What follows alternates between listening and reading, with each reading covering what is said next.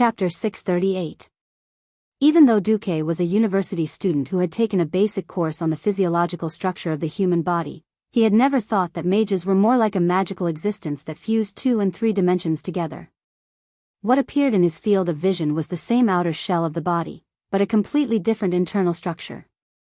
In the 3-dimensional domain, the brain controlled the functions of his body, directing the operation of every internal organ, making the lungs breathe, the heart pump blood, and the liver detoxify. In the illusory vision of the 2-dimensional world, the mind that extended from the will controlled the magic circuit, and the flow of magic in the mental domain was more like the countless subdivided roots of a large tree, except for the root at the end that was used to absorb the elemental power from the outside world. The rest of the circuit would eventually take the shape of a ring.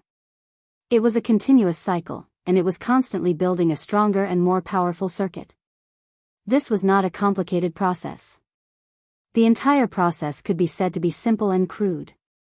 The light of stars and moon that crashed into Duque's body was simply pressing down on Duque's body with tremendous force. There was nothing in the world that could be achieved in a single leap.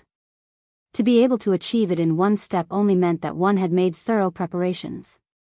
It sounded like reaching the radiant moon level was such a wonderful thing.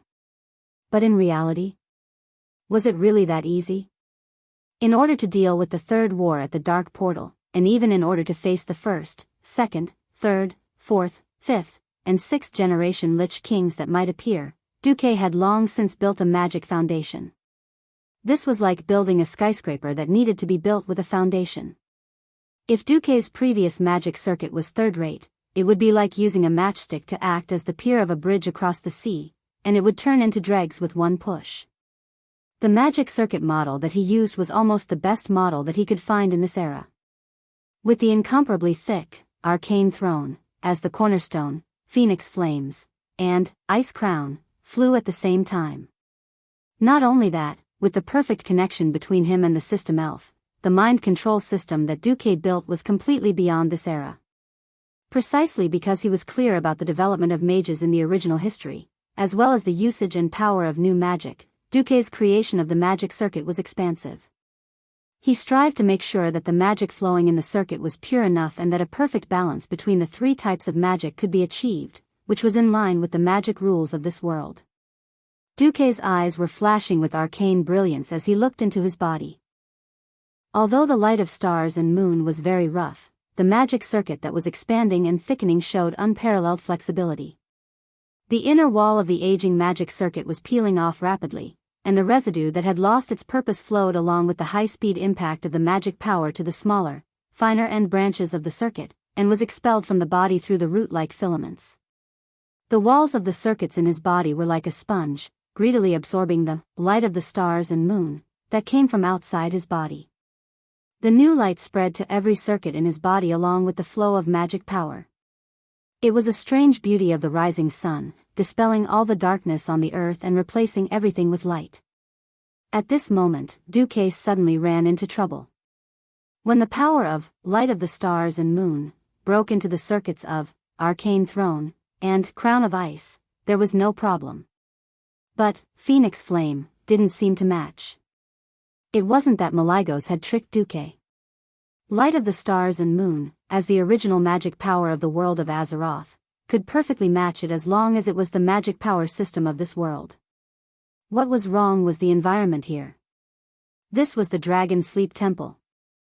It was fine if it was a neutral power, but wasn't advancing the power of the Phoenix in the Dragon Sleep Temple, which was the holy land of the dragons. As if provoked, the power of the Dragon Sleep Temple began to invade Duque's body in turn. Its purpose was very clear: to destroy the magic circuit of the Phoenix that had provoked the power of the dragons. The dragon power that came from all directions carried a faint draconic might, and it not only continuously impacted the barrier of Duque's consciousness. It also crazily destroyed everything related to the Phoenix, the circuit, magic power, and the body cells that were permeated with the power of the Phoenix flame. At this moment, Duque was almost against the mysterious power of the entire Dragon Sleep Temple. Ugh! Caught off guard, Duque vomited a large mouthful of blood on the spot. Not good. I miscalculated. Malygos' eyelids twitched. At this moment, he was hesitant. As the king of magic, he certainly understood what had happened to Duque. If he didn't do anything, Duque's circuit would collapse and he would become a useless person in the world of magic. He hesitated for a tenth of a second, but he still stretched out his claws and was ready to help Duque. Whether it was for public or private reasons, he couldn't let Duque die here. However, there was an existence faster than him. As the big sister of the dragon aspects, Alexstrasza ignored his will and forcibly broke through his space. Of course, this had a lot to do with him not objecting. This also reflected the importance of Duque in her eyes. She actually rushed in at the risk of falling out with Malygos? Idiot. Give up your phoenix circuit, I'll give you something better. As she spoke, Alexstrasza pressed a powerful palm on Duque's back. This time, Duque truly saw how terrifying the strength of the top existences in this world was. He believed that the mental barrier that he and the system elf had figured out together was very complete. This was already layered, and just looking at it made his scalp tingle. According to military theory, this not only had crossfire cover, but it also took into account the characteristics of flexibility and sturdiness. Duque thought that this was the Maginot line of defense in the world of magic. However, under the attack of the Red Dragon Queen, such an incomparably complex mental defense collapsed like melting snow. She didn't have that kind of patience. Her method was simpler and more violent. In the first contact, she found the attribute of the mental power in the mental barrier and directly dissolved it with the corresponding attribute. You are the 5 elements. She is the reverse 5 elements. She directly erased the mental attribute on your mental barrier and decomposed the willpower into the most primitive divine thoughts. If she had the intention to harm Duque, Duque would be an idiot by now. Obviously, she wasn't. The flames were clearly violent and wanton. After Alexstrasza took over part of Duque's mental control, she decisively blew up the phoenix circuit in Duque's body and expelled it all out. Duque spat out another mouthful of blood. What was even more strange was that as soon as this mouthful of blood left his lips, it turned into a turbid flame and disappeared. Duque could see that, starting from his heart, there were hundreds of thousands of golden threads spreading out from his heart like tree roots. After reaching various parts of the body like blood vessels, they formed interlocking rings like veins that could recycle waste and return to the heart. Chapter 639. These were networks of various sizes. These were the newly born magic circuits. Magic power that was many times stronger than a morning star began to circulate inside. It flowed endlessly, surged, and never stopped. Even if Duque's life stopped, as long as there was still a will controlling it, the magic circuits could still operate endlessly and eternally. Perhaps the undead in the future did not need to be disturbed by the characteristics of a physical body and could focus on the magic circuits.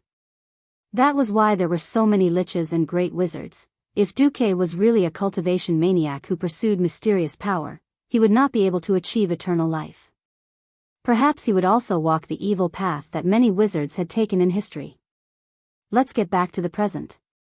After Alexstrasza destroyed his Phoenix Flames magic circuit, Duque's situation did not completely improve. Instead, it showed signs of worsening. It was not that the flame circuit that the Red Dragon Queen had created for Duque was not good, but it was similar to the problems that Duque had encountered in the past. It was because it was too good that it began to overbearingly occupy the share of all the magic circuits in Duque's body. Alexstrasza frowned. She had also discovered the problem. She could build all of Duque's magic circuits according to the template she could make, but this would cause Duque's attributes to go from a perfect balance of multiple attributes to a single fire attribute. In the future, Duque could only mix fire. At some point, Malygos came before the human and dragon. Alexstrasza. Is this human very important to you? The queen gritted her teeth and nodded. Recalling the bits and pieces of Duque, Malygos rarely changed his view of humans. Perhaps I really underestimated the usefulness of this human? Perhaps you owe me a favor. With that, the humanoid Malygos extended his hand to Duque. His hand met Alexstrasza's and pressed on Duque's chest. It was also a magical concept invasion, but the circuit that was replaced this time was different. Antonida's crown of ice was destroyed and replaced with Malago's unknown ice circuit. No, it wasn't just the ice element. Even Duque's arcane throne was being modified. It continued to expand and expand. It was a terrible feeling. Duque opened his mouth wide, and his jaw was so wide that his throat could be seen. He wanted to shout, he wanted to roar, but he couldn't utter a single word. Behind was fire, and in front was ice. This was the true meaning of ice and fire. However, in order to endure the two heavens of ice and fire, one's body had to be strong enough. The system notification rang out non-stop. Warning. Warning. Extremely powerful fire and ice magic circuit patterns discovered. The two magic circuit models demanded a high amount of magic power from the Olympian mathematical circuit. Correspondingly, the power will also increase correspondingly. Duque clenched his teeth and roared in the spiritual world, "Damn you! I'm not afraid of you." System Elf, reverse calculate the arcane circuit model that satisfies both magic circuits at the same time. The system calculated at super high speed. In less than 20 milliseconds, the calculation results came out. The calculation results are here, but it is seriously not recommended for the host to try based on this, because according to the calculations, the magic power gap is as high as 369%. Do it. Host, I seriously don't recommend, do it. My magic power is not enough, but it doesn't mean that the two big bosses don't have enough magic power. If it were anyone else, or if it were in the past, Duque would be courting death by doing this, and it would be the kind of courting death that he brought upon himself. But it was different now. In a sense, this was more like an unkind way of demanding repayment for kindness. Human relationships were very mysterious. Blindly giving without asking for anything in return might make the other party very grateful at first, but after a long time, it would make the other party feel an unequal sense of loss. Just like Alexstrasza, she was the noble dragon queen, controlled supreme power, and had thousands of red dragons and dragonoid warriors under her command. During this period of time, it always gave her a sense of frustration that she couldn't help because of the restrictions of the rules or for other reasons. Help me. Strictly speaking, Duque didn't say these two words. Don't forget, who were in front of and behind him. The two dragon kings. At such a close distance, any small movement of Duque, or even the unnatural vibration in the air, would be sensed by them. In fact, if Duque didn't choose to construct the arcane circuit as the foundation, Malygos almost wanted to force the magic circuit that he thought was suitable to Duque. Although the circuit that he forced into the past was definitely not as good as the one that Duque created according to the situation, it would at least match the magic circuit that he and Alexstrasza sent out. Now, under such circumstances, Duque actually told them the arcane circuit model to be strengthened through the spiritual connection. Malygos couldn't help but look at Duque in a higher light. It was the same for the king of magic, and it was the same for the life giver.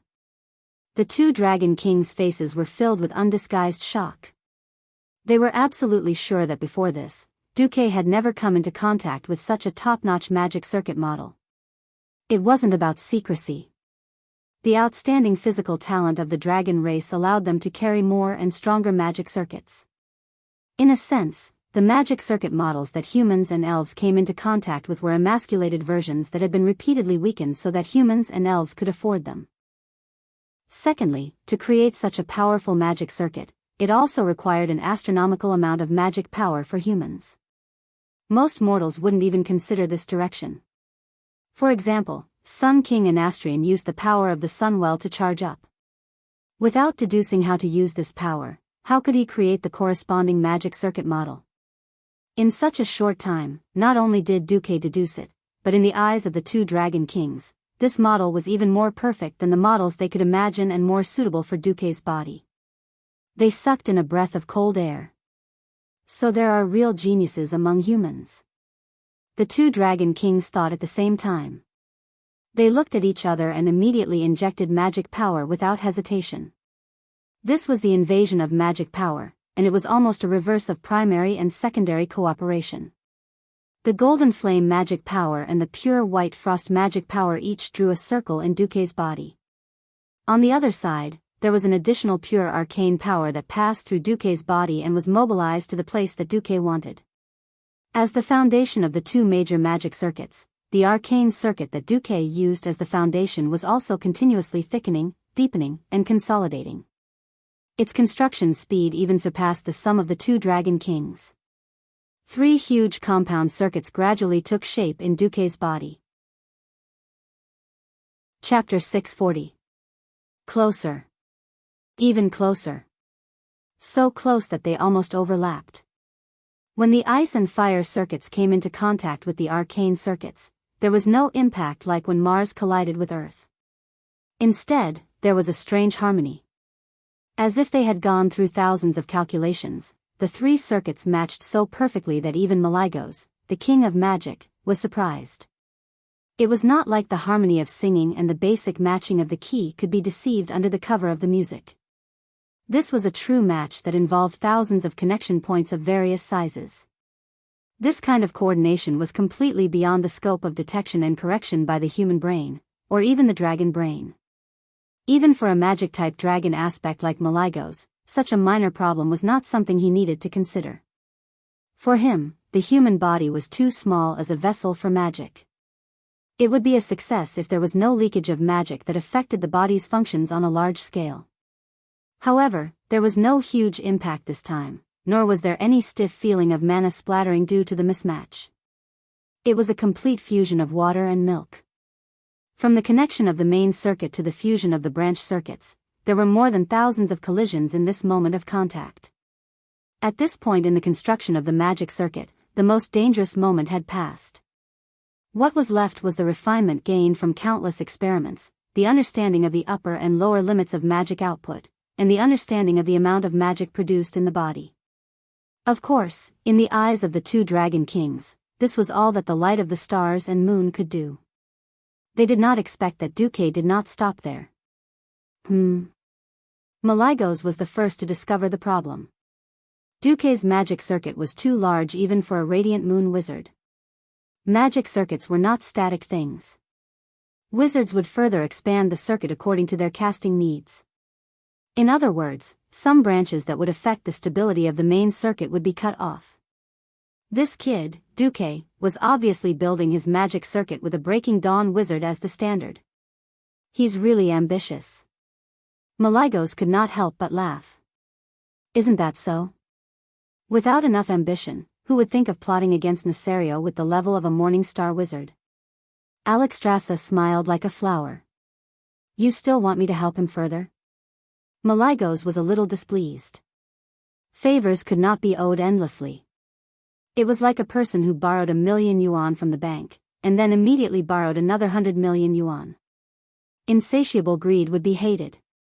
At that moment, Duque, whose body was starting to stabilize, revealed what he had been plotting for a long time. I have news that a demon specializing in necromancy has his eyes on Syndagosa's remains. He probably wants to use dark magic to make Syndagosa into a bone dragon. Who dares? Like a dog whose tail had been stepped on, Malygos immediately blew his beard and glared. The commander of the Burning Legion, the deceiver Kill, Jaden. Duque slowly slandered Chairman Dan. I'm not lying. In the future, when the Lich King resurrects Syndagosa and builds the Scourge army, wouldn't it be Kill, Jaden's idea? At this time, it was of utmost importance to have someone to speak up for him. Alexstrasza said, it's been 10,000 years. In the past, you didn't let Syndagosa return to the Dragonbone Waste because of Neltharion's hatred. Now that everything is over, it's only right to bring her and the remains of the other blue dragons back. The Dragonbone Waste was equivalent to the ancestral graves of the dragons. The ancestral graves were guarded by guardians. Malygos glanced at Duque. All right, you're right. Now, you and I are even. With that, Malygos casually threw a spot of light into Duque's arms. He saw the system prompt. Congratulations, host. You have obtained the Fire of Breaking Dawn, temporarily sealed, will be unsealed when your strength is sufficient. This is an extremely rare treasure in the world. With it, you will no longer have any obstacles in stepping into the Breaking Dawn realm. Duque was smashed by this sudden huge meat pie. He was in a state of blissful stupor and felt dizzy. Whether it was the possible Draenor expedition or the destined third war of the Dark Portal. The power of mortals was no longer reliable. War was no longer something that could be settled by piling up the power of mortals. Only extraordinary power was the most reliable. Now it was like a pillow when he was sleepy. Duke didn't have a good impression of Maligos at first. Now, even if this old blue dragon was a male, Duke had the urge to kiss him a few times. Suddenly, Duke's entire body was turned around. The first thing that came into view was that beautiful face with a hint of slyness. Yo! No need to thank him. Just thank me. The red dragon queen puffed out the pair of giant cats in front of her chest and then made a proud expression. Damn, I was quite touched just now. Now I don't feel anything. Duke was also speechless towards this ancient female dragon who made him feel angry and funny at the same time. She also didn't seem to understand the ways of the world. Are you trying to say that the debt between us is also settled? Duke touched his nose. Alexstrasza displayed her proud queen's demeanor. She elegantly pressed her right hand on her sexy collarbone and raised her chin slightly. Her golden vertical pupils flashed with pride. How is that possible? Saving my dragon egg, freeing me from my painful captivity. How can the insignificant light of stars and moon, and breaking dawn fire, compare? Don't tell me that someone as powerful as me is worth the same as a mere human breaking dawn wizard? Alright, what you said makes sense. I don't mind if you continue to owe me a favor. Duque rolled his eyes and shrugged. After nagging the queen for a while, Duque began to calm down and carefully feel the surging mana that had risen to the next level. A day later, a piece of news shocked the entire Lordaeron. The 17-year-old Duke Marcus had suddenly become a radiant moon wizard. The moment Duque stepped out of the portal, all the high-ranked wizards in Lordaeron sensed it. Morning stars, as the name suggested, were the radiance of their power. In the eyes of others, they were just the light of the stars. Even though they had the ability to generate mana, it was extremely limited. Radiant moon was a completely different concept. Not to mention the quality, just the quantity alone was more than 100 levels higher than a morning star. On a cloudless night, one could ignore the stars in the sky, but definitely not the moon that hung high in the sky. This was especially so when the Radiant Moon Great Wizard who was protecting Tarinas told him about Duque's advancement. He was stunned for a long time. Because, be it humans, dwarves, or high elves, any Radiant Moon Wizard would be respectfully addressed as Great Wizard. Chapter 641. A 17-year-old Archmage? Any mage who reached the Archmage level would definitely become an honored guest of any kingdom. He became a great wizard at the age of 17, and he was the only one in the past 1,000 years apart from Medivh. Countless people were so shocked that they lost their ability to speak. Isn't this too ridiculous? King Salas Trollbane was silent for a long time. Haha. If Duque is willing to admit that he's a dwarf, I'll definitely give him an honorary warrior medal from Iron Furnace Castle. Magni Bronzebeard laughed loudly. We dwarves don't have mages, and Duque isn't a warrior, Muradin Bronzebeard mocked his elder brother. Why isn't he a dwarf? Jurban said regretfully. Of course, the happiest was still Stormwind. Lang received the news. He knew very well that Stormwind was in the process of restoring its kingdom. The ministers of internal affairs obviously wanted to break a copper coin in half, but they still announced on the spot that Stormwind would hold a large banquet to celebrate Duque's promotion. Lang and Daylin had been discussing bilateral trade, but the two kings couldn't wait for Duque to return from the teleportation array and came together to welcome Duque. Halfway between the venue and the teleportation array, they met Duque, who was already surrounded by the Windrunner sisters. Duque. Lang was overjoyed. Weren't you going to the Dragon Slumber Temple ceremony? Why did you suddenly promote? I'm curious too, Daylin said. Duque sighed. Sigh, the Blue Dragon King Maligos is very grateful that I helped him avenge his wife's death. He dragged me along and insisted on teaching me some magic experience. Since the King of Magic is so kind, I can't refuse. I accidentally leveled up. On Duque's right, Aurelia had a hard time holding it in, but she was a sensible woman and barely held back her laughter. On the left, Sasha couldn't hold it in. She covered her mouth secretly because she was afraid that she would accidentally laugh and cause internal injuries. 2 minutes ago, Duque had just told them that he had shamelessly asked Maligos to return the favor, and then something had happened. Alexstrasza had protected him with her life, which was why he had been promoted with the help of the 2 dragon kings. Now that he was in front of the 2 kings, how did it become the proud blue dragon king who was kneeling down and licking his boots to promote him? Sasha was not someone who was good at hiding her emotions. Aurelia also had her flaws, but King Dahlin did not care. What Dai Lin cared about was the fact that Duque had advanced. Duke Marcus's rise to power was legendary in the entire alliance and even the entire human world. In this legend, the only fly in the ointment was Duque's personal strength. Although Duque also had the battle record of killing a sword sage, his combat power was obviously lower than that of Uther, Andoin, and Antonidas. Now, Duque's last shortcoming was made up for. What was presented in front of Dai Lin was the perfect Duque. Dai Lin was complimenting him, but no one knew what he was thinking. On the other side, Andoin had also rushed over. He had been attending another meeting, and had galloped here with Mograine. Without saying anything, he went up and gave Lin Li a bear hug. Ahem. I'm going to die. Let go. You orc in human skin, Duque cursed. Ha ha ha ha. Laughter was heard everywhere. It was a joy to be able to bully a newly advanced archmage. Lang was gratified.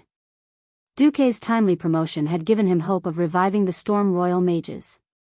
Many of the mages that Duque had won over with the Karazhan library had secretly complained that Duque did not have enough time to guide them. There were also some who saw that Duque's level was not high, and had other thoughts. All of this was solved with Duque's promotion. Not every mage apprentice or low-level mage could receive guidance from Antonidas, let alone the Sun King and Astrian, who would not teach outsiders. Being able to receive guidance from a Radiant Moon Archmage was the ultimate goal of most mage apprentices with potential. He had thought that Stormwind would not be able to recover in the field of mystery after losing Medivh, but now it seemed that was not the case. As long as Duque could become a Breaking Dawn mage before the age of 30, no, 50, then Stormwind's position in the field of mystery would be as solid as a rock. Unfortunately, Duque had told Lang that Karazhan was a little unstable. Otherwise, Lang would be willing to celebrate for 3 to 5 days. However, this did not affect the banquet tonight. The second day of the 3rd year of the Dark Portal. The New Year's banquet had just been held last night. Most of the nobles did not expect that there would be another grand banquet soon. A grand banquet usually required a lot of preparation, but since the 25th of December, there would be banquets almost every day. As long as one could afford it, it was as luxurious as one could ask for. Standing at the entrance of the banquet hall of the Stormwind State Guesthouse, King Lang, Andoin, and the protagonist of the night, Duque, received the blessings of every guest. Congratulations. Your Excellency Marcus. No one expected Prince Arthas to come from Rotterdam. Today, Arthas was dressed splendidly. The black evening gown custom-made by the royal tailor was perfect for him. Although Arthas was only 13 years old, his outstanding genes made him not only tall, but also had the potential to be a handsome guy. Thank you, Your Highness, Duque replied respectfully. Actually, I am not much younger than Your Excellency. If possible, I would still like to call you Brother Duque. You can call me by my name as well. Arthas's face was as handsome as a spring breeze, and it was difficult for anyone to resist her enthusiasm. All right then. Welcome, Arthas. The King Duque secretly channeled mana into his arms. At this moment, Duque was like an ogre. He gave Arthas a bear hug and made it hard for him to breathe. The 13-year-old had not developed well yet, and Arthas was defeated immediately. Everyone said that Duque was weak, but it did not seem like it. Arthas, who had been crushed by Duque's strength, finally managed to catch his breath. His face was red. Sorry, my father is not feeling well today. He asked me to come and congratulate you on his behalf, Duque. Not feeling well? Was Terina's feeling stifled? The leaders of the various kingdoms who heard this snickered. One by one, the nobles came to congratulate Duque. Other than Kuel, Salis and Gilnas who had left the alliance, all the leaders of the kingdoms came. The only unexpected guest was Crassus, who came with Ronan. After some small talk, Crassus said, Duque, why don't you come and be Ronan's teacher? Huh? Chapter 642. Duque was shocked. To be Ronan's teacher? That didn't seem right. Although there was no seniority in learning, as long as you were of a lower level than the other party, regardless of whether you were 80 years old or 100 years old, you had to call someone senior, but a 17-year-old young man with a 20-year-old disciple, that's seen, not to mention that was Ronan. The famous example of a loser's counterattack in history, Ronan, who had no background but was almost at the level of a mage. If he took Ronan as his disciple, he felt that his moral integrity would be greatly reduced. Well, even Duque himself did not believe that he was a person of moral integrity for a long time. Duque told himself in his heart, I even saved Lothar, what difference does it make if I take Ronan as my disciple? However, he still had to put on an act. Duque said sincerely, Ronan, after all, I have gone through life and death with you. Personally, I quite admire you. Perhaps I have enough achievements to boast to anyone, but my age is right there, and I may not be more knowledgeable than you. Do you really want to be my disciple? Ronan looked a little embarrassed. Duque was right, but so what? Duque's resume blinded all the mages. A 17-year-old Radiant Moon mage. Killed the Burning Legion's boss, Sargeras. Saved hundreds of thousands of Stormwind citizens. Transported 50,000 elite soldiers on an ice ship in one night. Became the Alliance's deputy commander at the age of 16, led the army to conquer the entire Lordaeron continent, and killed millions of orcs. Killed the Sacred Swordsman chief, destroyed a warlock. Saved the Red Dragon Queen, killed Nethario. Even though he had gone on adventures with Duque, Ronan knew very well that the one standing in front of him was a living legend of the Alliance. He put one hand on his chest and bowed. No, Lord Marcus is too humble. Your courage is no less than Wuther the Lightbringer who charged against 200,000 orcs with 12 riders. Your wisdom is enough to light up the entire Azeroth starry sky. I, Ronan, sincerely hope to worship Lord Marcus as my master, to learn how to be a person, to learn wisdom, and to learn the mysteries of magic. These words were definitely not thought up by Ronan himself. If Luo Ning was this good with words, he wouldn't have offended so many people in the first place. Duque shifted his gaze to Crassus's face. The human-shaped red dragon couldn't help but blush. Damn you. He was just short of whistling and pretending to be innocent. Luo Ning panicked and tried to explain, no. Lord Marcus, don't blame Lord Crassus. I was afraid that I would say something wrong, so I asked him for advice. This time, it was Crassus' turn to laugh. Don't underestimate our great hero, Duque. If he was such a petty person, no matter how great his achievements were, he wouldn't have been recognized by so many kings. In the direction Crassus was pointing. Sure enough, Luo Ning saw the officials of the 9 great kingdoms chatting merrily and wittily. This was a private banquet, but the dignitaries of various countries had come. What was their purpose? This had long since surpassed simple benefits, it was more of a recognition of Duke Marcus. At this moment, Luo Ning's eyes were filled with indescribable envy. This expression lasted for 2 seconds, and then he turned around and bowed deeply towards Duque. I ask Lord Marcus to accept me as a disciple. I might not be able to become a great hero like you, but I still hope that one day, I can become a great arcana master on par with Lord Marcus. Good. I agree. However, calling him Lord Marcus was too distant. You can call me Teacher Duque in the future. Understood, Teacher Duque. Seeing the super awesome person whose name would go down in history actually take him as his master, Duque felt his bones go numb, even his footsteps were a bit light. After Luo Ning left, Aurelia, dressed in evening clothes, couldn't help but ridicule Duque. Hey. Duque, is taking Luo Ning as a disciple really something to be happy about? Wintessa also came over. Yes. I feel that he's a bit special in arcane magic, but not necessarily outstanding. Don't true geniuses have already shown their talents long ago? No. Duque pretended to shake the index finger of his right hand mysteriously. Rather than doubt, you should believe in my foresight. Speaking of foresight, the Windrunner sisters put their hands on their hips. On this point, they really had to admire Duque. He really made a mistake when using people. Even bringing Marion when saving the Red Dragon Queen could not be said to be a mistake, because judging from how Duque had backfired on Nesario, perhaps Duque had predicted this from the beginning.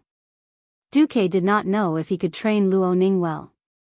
After all, in the original history, there were 3 great pharaoh of the younger generation, Khadgar, Luo Ning, and Jaina. One became a ghost, one seemed to have been robbed of his role by someone and became a bit unknown, and the last one was still a lowly who had not yet expired. Duque silently muttered in his heart, this is the world's fault. After the Second World War at the Dark Portal, Duque still felt that the world did not seem to have changed as much as he had imagined.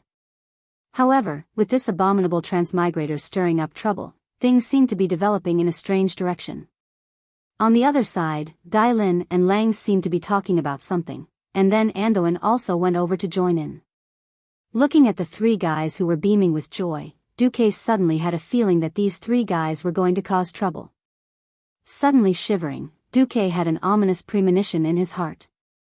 Sure enough, in the next second, 3 burly animals came together. Duque pulled Luo Ning over as a shield. Yo, why are the 3 of you here together?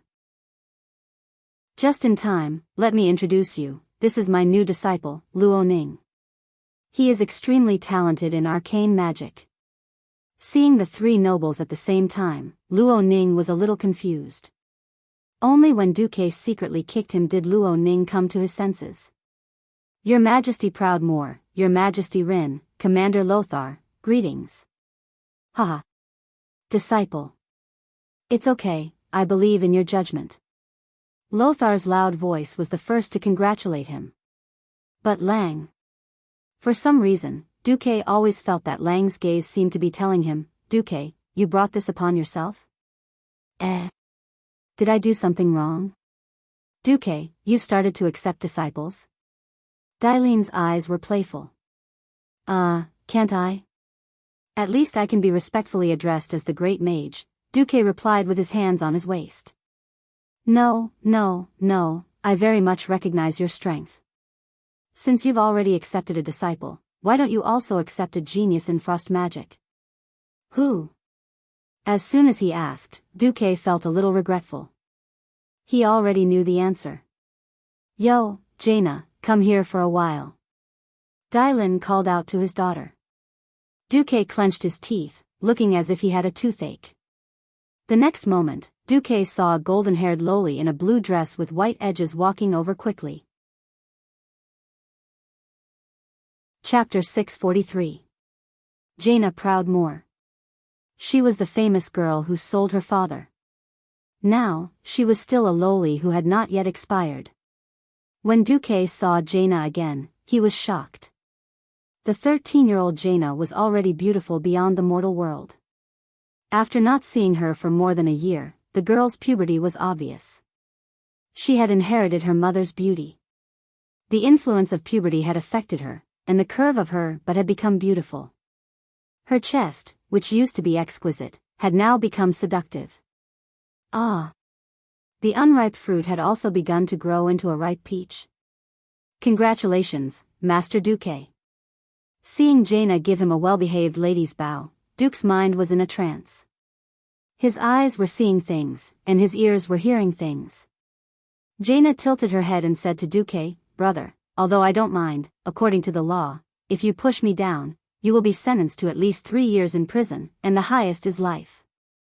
In the spiritual world, Duque's nose started to bleed, and he replied in a domineering manner, 3 years of hard work. Life is not a loss.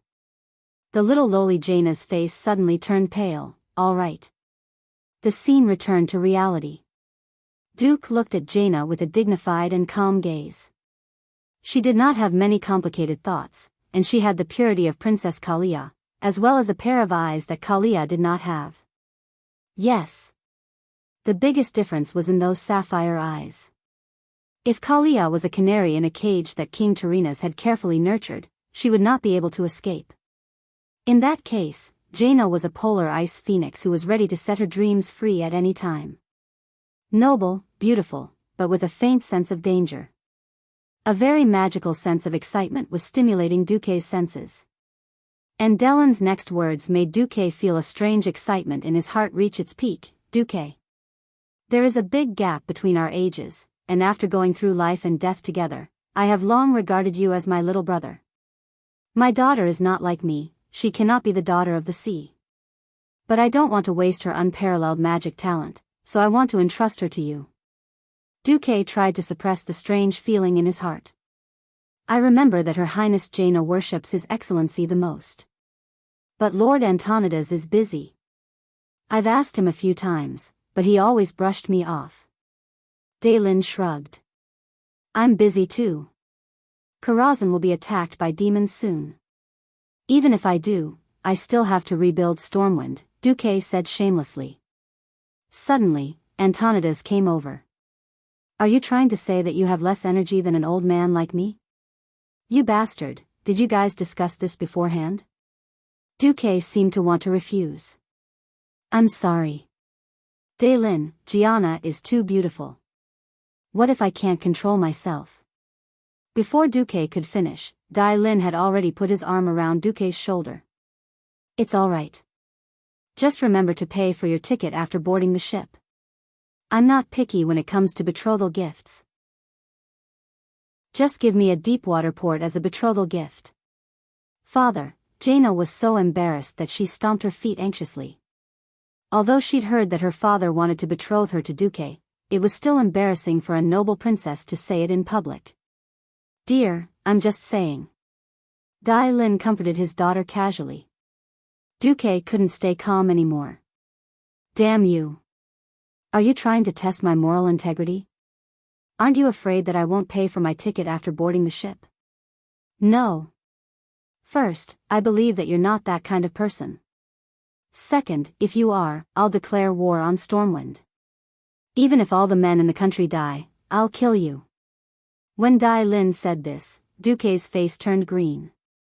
Bullsh *T. He might even become the son-in-law of the Proudmoore family. If he taught her well, there would be no benefit at all. Only a ghost would do that. Please forgive me for firmly rejecting you, Duque said firmly. Don't be in such a hurry to reject me. At this time, Lang and Andoin came up. Andoin put his hand on Duque's shoulder and showed him a contract made of craft paper. It was a 10-year economic and trade contract between Stormwind and the Kingdom of Kurtiras. From trade to supplies, to arms supply, to maritime cooperation. It was almost a comprehensive cooperation between the two countries. Duque roughly looked at it. Stormwind could earn at least 2 million gold coins every year, and that was only for the first year. In other words, the contract was estimated to be worth more than 20 million gold coins. Obviously, this was a cooperation that Stormwind couldn't refuse.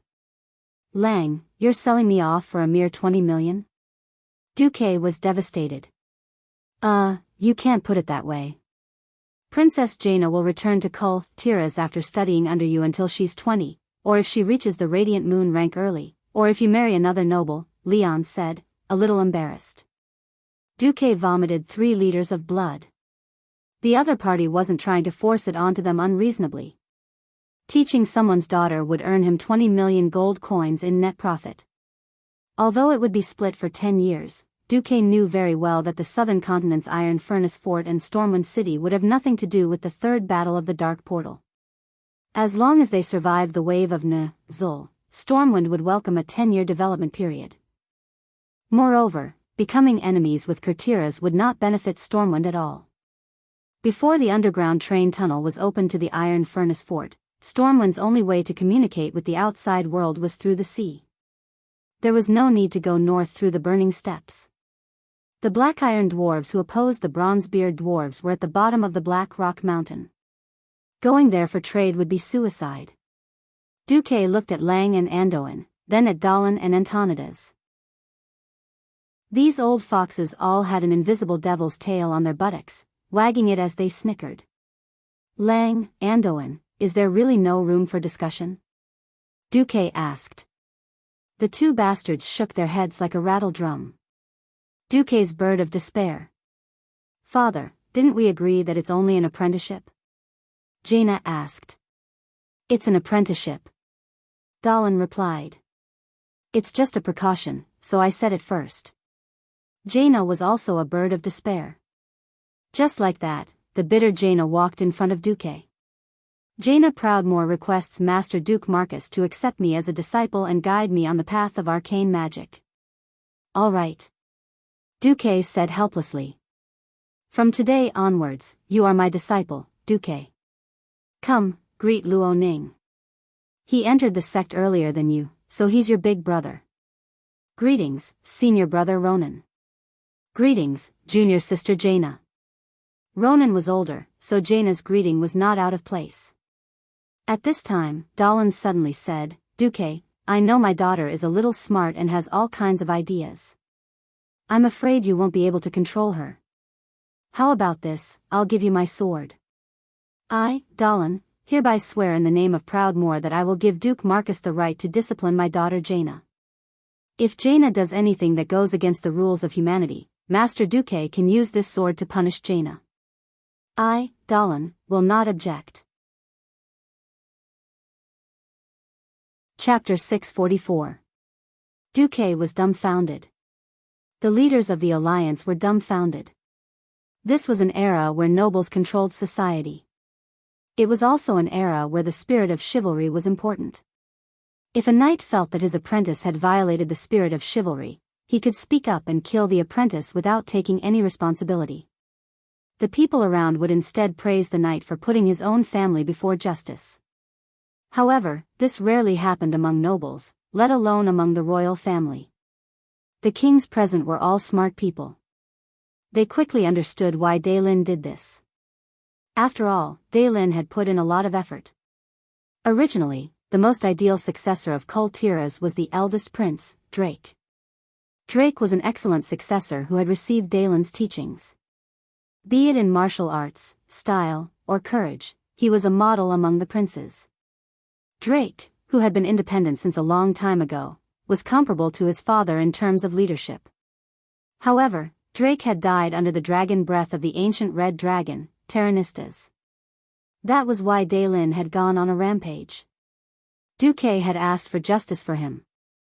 Daylin was extremely grateful to Duque. After the grief, Daylin had to face reality. He had to choose a new successor. He only had 2 legitimate children, his second son, Tandrid, and his daughter, Jaina. No one would care if a noble had 10,000 illegitimate children, but the only legitimate successor recognized by other nobles was the child of a noble lady of the same bloodline. Unless these 2 children also died, it would not be his illegitimate daughter's turn to stand up for him. Since Thoradin the Great, there had never been a female queen in the human kingdom. Daylin knew that his second son, Tandrid, was only a mediocre person, while Jaina was extremely talented, both in terms of magic and intelligence. Jaina was still relatively naive now. He was afraid that there would be opponents in the future. If he left Jaina in the country, Tandrid would definitely not be Jaina's match if someone ignited Jaina's ambition. Since Thoradin the Great's era, the princesses of the Eastern Kingdom were notoriously hard to find a husband. If they wanted to marry, they had to at least have a noble status. They were either princes or at least dukes. This also depended on whether it could bring enough benefits to the country and whether the other country's king would agree. Just like Princess Kalia of Rotterdam, Tyrinas had his eyes on Duque at first, but unfortunately, he met Lord Presto, who was disguised as Deathwing. If Kalia had not faked her death, according to Tyrinas's personality, it would not be surprising if Kalia was left alone in the palace for the rest of her life. It wasn't something that could be done casually. It wouldn't do if the nobles were too low in status, but if the nobles were too high in status, they would be afraid that the nobles would use their power to bully them. Any duke who marries a princess becomes a prince in the truest sense of the word. If something were to happen to the official heir, it would be a loss of royal authority. This kind of thing happened too many times since ancient times. Before the war, Daelin didn't really mind Jaina and Prince Arthas of Lordaeron getting closer. Being the queen of Lordaeron didn't seem to be a bad thing. The battle at the Dark Portal changed everything. Lordaeron's reputation was tarnished. Tarina's putting Nesario in an important position could still be justified, but Tarina's and the entire upper class of Lordaeron's attempt to annex Alterac was real. Without this, there would be no such thing as making Presto the king. Tarina's was willing to use Neltharion. Who knew if he would kill Van Reed after Arthas married Jaina? If that was the case, Lordaeron could legitimately annex Kul Tiras. So Daelin completely changed his mind. He didn't even want to put Jaina in the Dalagen, which was so close to Lordaeron. If Arthas really wanted to see Jaina, he could just take a boat across Lordaeron Mill Lake. But if he put Jaina in Karazhan, which was in the hinterland of Stormwind, that would be a different story. Daelin didn't believe that Tarina's would let Arthas cross more than 2,000 kilometers, or use something as dangerous as a portal to meet Jaina. If he really did come, wouldn't there be Duque to block the way? Now that Duque had accepted Jaina as his disciple, it was like the fish had taken the bait. Daelin knew his daughter's charm very well. She was only 12 years old, but she had already charmed all the male Dalagen mages. Now, she was even more beautiful. From today onwards, she was going to live under the same roof as Duque for 7 years. Daelin didn't believe that nothing would happen. Daelin was also an experienced playboy when he was young. He could tell at a glance that Aurelia and Sasha, who were always by Duque's side, had already fallen for him. It wasn't just the Windrunner sisters. The little girl from the Barev family was also deeply in love even though she was still a virgin. Daelin was very smart, but he would never know that Duque was a transmigrator. He was extremely wary of his precious daughter. Fire, theft, and betrayal. Duque was really afraid. He was afraid that he would be cursed to death if he wasn't careful. Daelin had his own wishful thinking. Duque also had his own black-bellied plan. In just 2 minutes, a set of, the real black-bellied lowly training plan, had been born in Duque's mind. However, Duque, who was possessed by the best actor, didn't let anyone notice anything amiss. Everyone. While we're celebrating Duque's promotion to a Radiant Moon Archmage, I'd like to announce a piece of good news. My daughter, Jaina, is going to be Duque's disciple. She's going to learn the secrets of magic from Duque. Daelin struck while the iron was hot and announced it publicly. This instantly ignited the enthusiasm of the big shots in the alliance. Congratulations. This was the blessing of the neutral King Salas. Wow. Are you sure it's her teacher and not her husband? This was the ridicule of the dwarf King Magni. That's right, that's right. This was the cheering of the crowd, Kudrin. Yo. Duque, don't misguide the magic genius Jaina. In my opinion, Jaina's talent is astonishing. She'll at least become a Radiant Moon Archmage in the future. The old fool Antonidas teased. Then. Duque, as a teacher, shouldn't you give your disciple a presentable gift? Jurban, you damned shortest of them all. I'll remember you. With so many kings jeering and nobles watching, if Duque didn't take out something good, how would he be able to mingle in the alliance's upper echelons? Duque didn't hesitate either. Greetings, Teacher Marcus.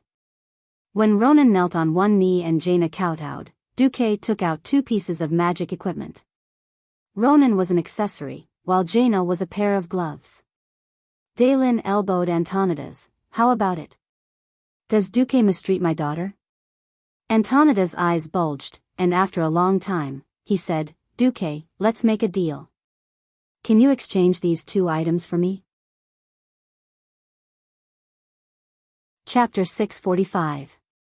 Wow, under the cheers of the 3 dwarf kings, the leaders of the alliance and even the surrounding nobles let out a second wave of exclamations. Who was Antonidas? He was one of the 2 Breaking Dawn great wizards in the current known kingdom. After Kuel Salus left the alliance, he became the leader of the Alliance's occult domain.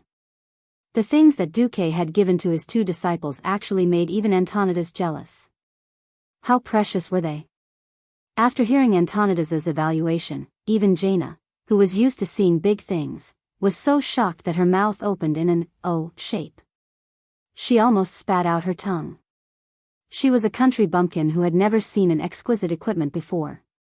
At first, Daylin was afraid that Duque would be too stingy. After all, his daughter had been forced onto him, and Duque was not too willing to accept it. Daylin really wanted to see if Duque valued his daughter from the gifts that her master had given her. Now that he knew that Duque had given him something priceless, Daylin started to complain about Antonidas. "Oh, Antonidas, you're not being kind. That's a gift from Duque to me, and you still have the cheek to ask for it?" Old Antonidas blushed, and then said bitterly and aggrievedly, "Please, it's not just me. Even those arrogant elven wizards, no, even if Anastrian was here, he would want it too. Because those two are wings of death's treasures. Oh my God. And they're even family heirlooms." As the authoritative pharaoh finished speaking, the noise in the banquet hall suddenly rose by more than one level. It was like a raging wave. The exclamations of the leaders of the alliance and the nobles even alerted the guards outside the door. A few paladins rushed into the banquet hall with the royal guards, and only retreated awkwardly when they saw that nothing was wrong.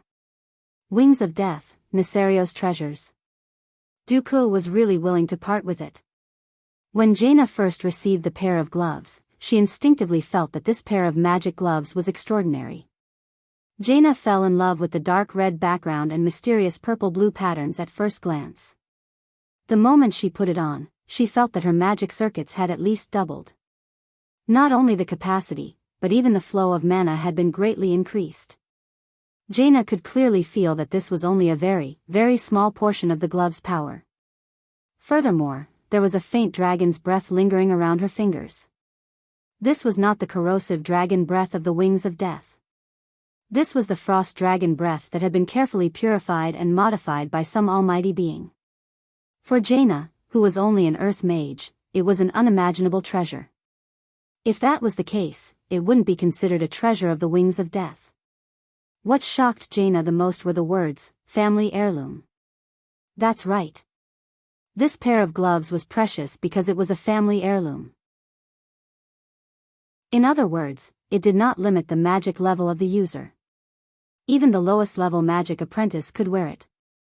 Mages with a family heirloom would cultivate faster, and there was no need to worry about collecting the best magic equipment in the process of cultivation.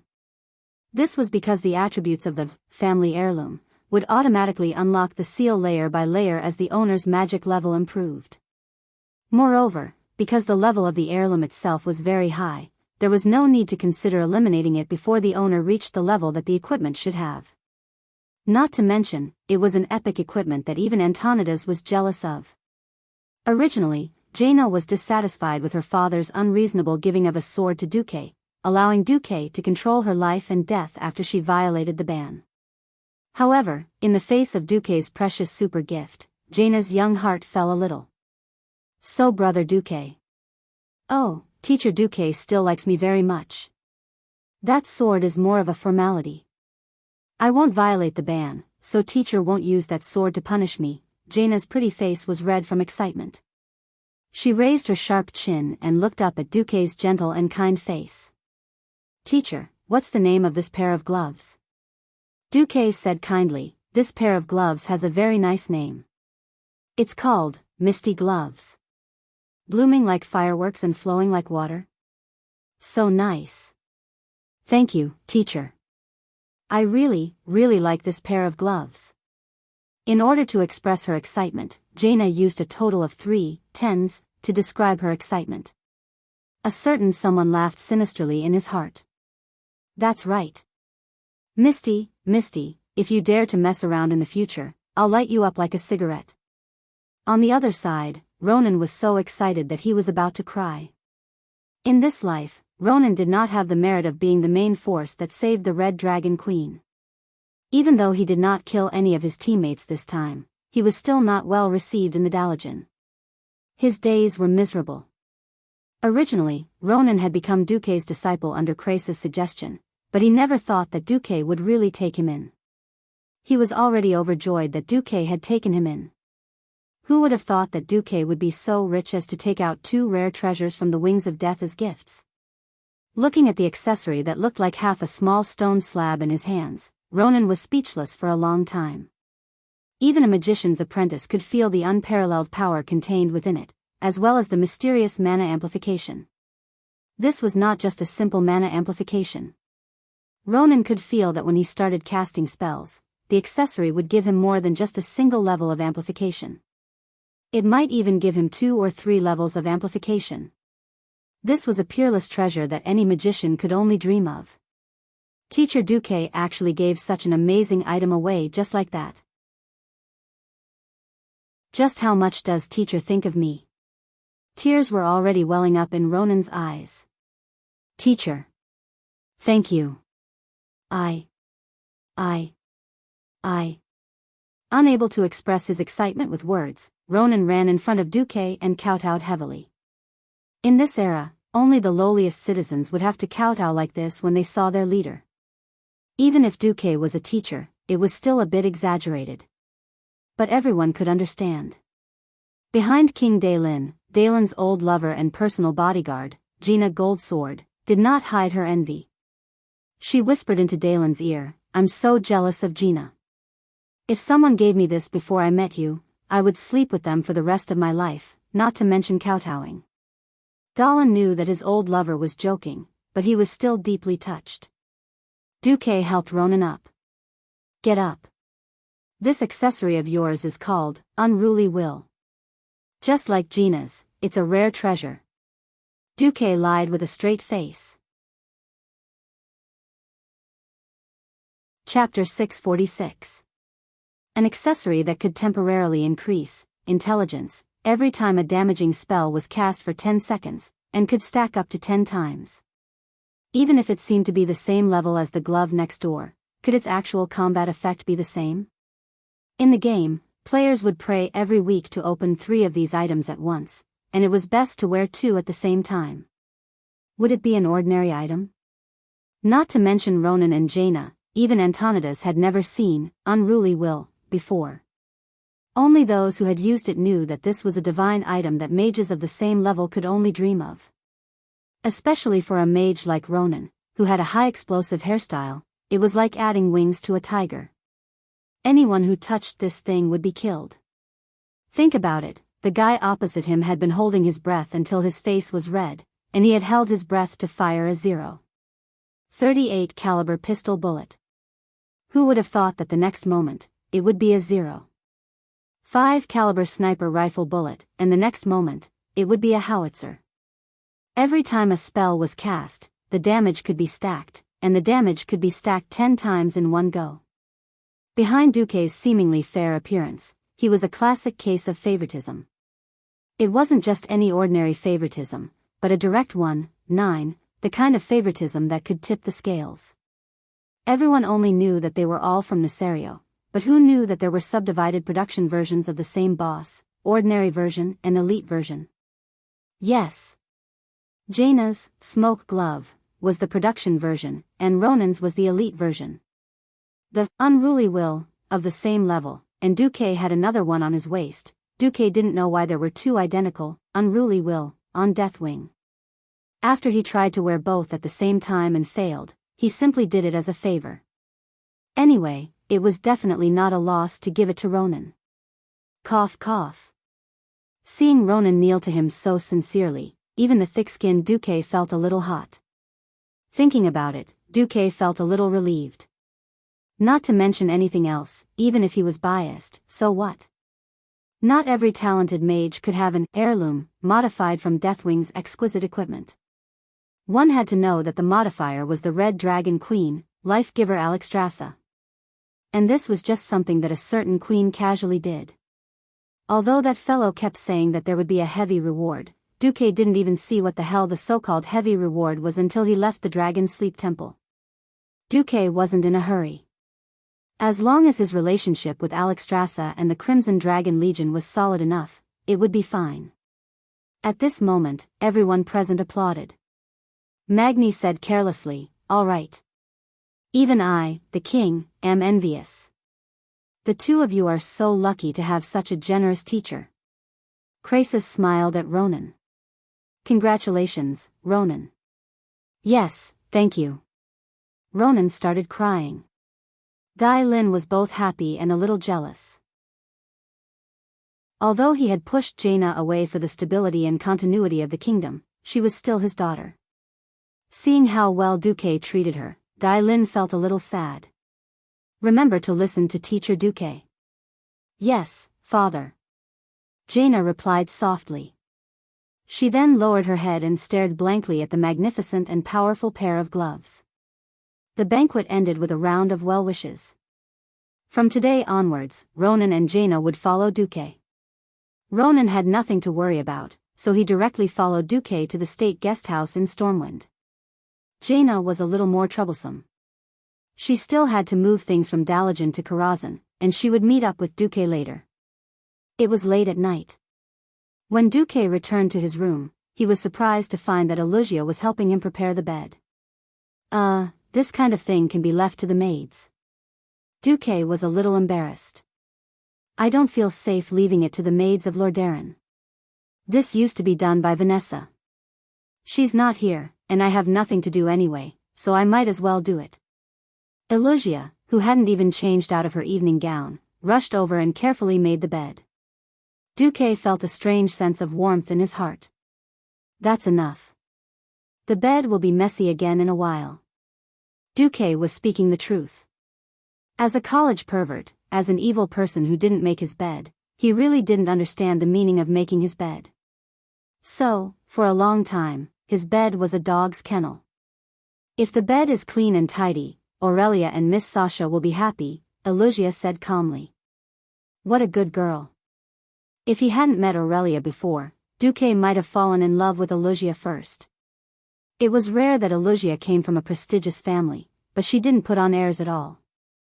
The inexplicable feeling in Duque's heart became more and more fervent. His arms crossed over the beautiful girl's shoulders and gently hugged Alusia from behind. Duque could feel the girl's body temperature rising rapidly in his arms. Duque opened his palm, revealing a strange ornament that looked like a ring. There was a cold and gentle electric light in the blue and white outer ring.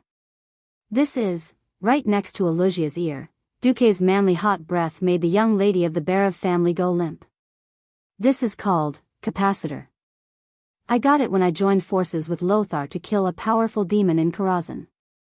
Although it's not a high-grade item, I think it suits you very well." "Really? Can I?" Alusia seemed to be in slight disbelief. Even her outstretched hands were trembling slightly. After taking the ornament from Duque's palm, she stared at it for a long time. Then, she clenched it tightly with both hands and placed it closest to her heart. Ugh! Duque didn't understand why Alusia was so excited. "I know very well that my talent in magic isn't very good. Mother said that I can still hope to become a Morning Star mage in this lifetime, but it's hard to hope for anything higher. I may not be of much help in the field of magic in the future, so I only pray that I can do what I can." Hearing this, Duque fell silent. That's right. Even in the original history, Alusia was only a third-rate boss in Scholomance. Compared to Ronan and Jaina, her talent was like the difference between a firefly and a star. If Duke Barav hadn't sold food to help the refugees of Stormwind, he wouldn't have met, gotten to know Alusia. It had been almost 3 years since he transmigrated to Azeroth. His growth had long left many of his contemporaries far behind, but Duque was very clear that he wasn't someone who didn't care about old friendships. At this moment, Alusia suddenly spoke. "Duque. If you think it's necessary to marry Miss Jaina, then just marry her. I'm a girl from a declining family. As long as I can have a small corner in your heart, I'll be satisfied." Duque was shocked. Chapter 647. He understood what was going on with Alusia's sadness. Alusia, who was born in the declining Barav family, immediately felt an instinctive sense of inferiority when she saw King Daelin of Kertira's cell Jaina. He had thought that she was a gentle woman like Sasha, but Duque now realized that Alusia, who was born in a noble family, was much more fragile than the women of the Windrunner family. The women of the Windrunner family were always full of confidence no matter what. Don't be fooled by Sasha's gentle appearance, but she was decisive on the battlefield. If Duke really died or ran off to become a ghoul, Sasha would definitely be the type of person who would kill the ghoul Duke even if she had to hold back her tears. Then, she would cry after the battle was over. Alusia obviously needed comfort. Duque hugged Alusia. I swear, I will never marry Jaina. Alusia shuddered. She could hardly believe what she had just heard. She really did not understand why Duque would not want the young and beautiful Jaina, who was noble and could be of help in politics. But in the next moment, Alusia's imagination filled in the blanks. Thank you, Duque.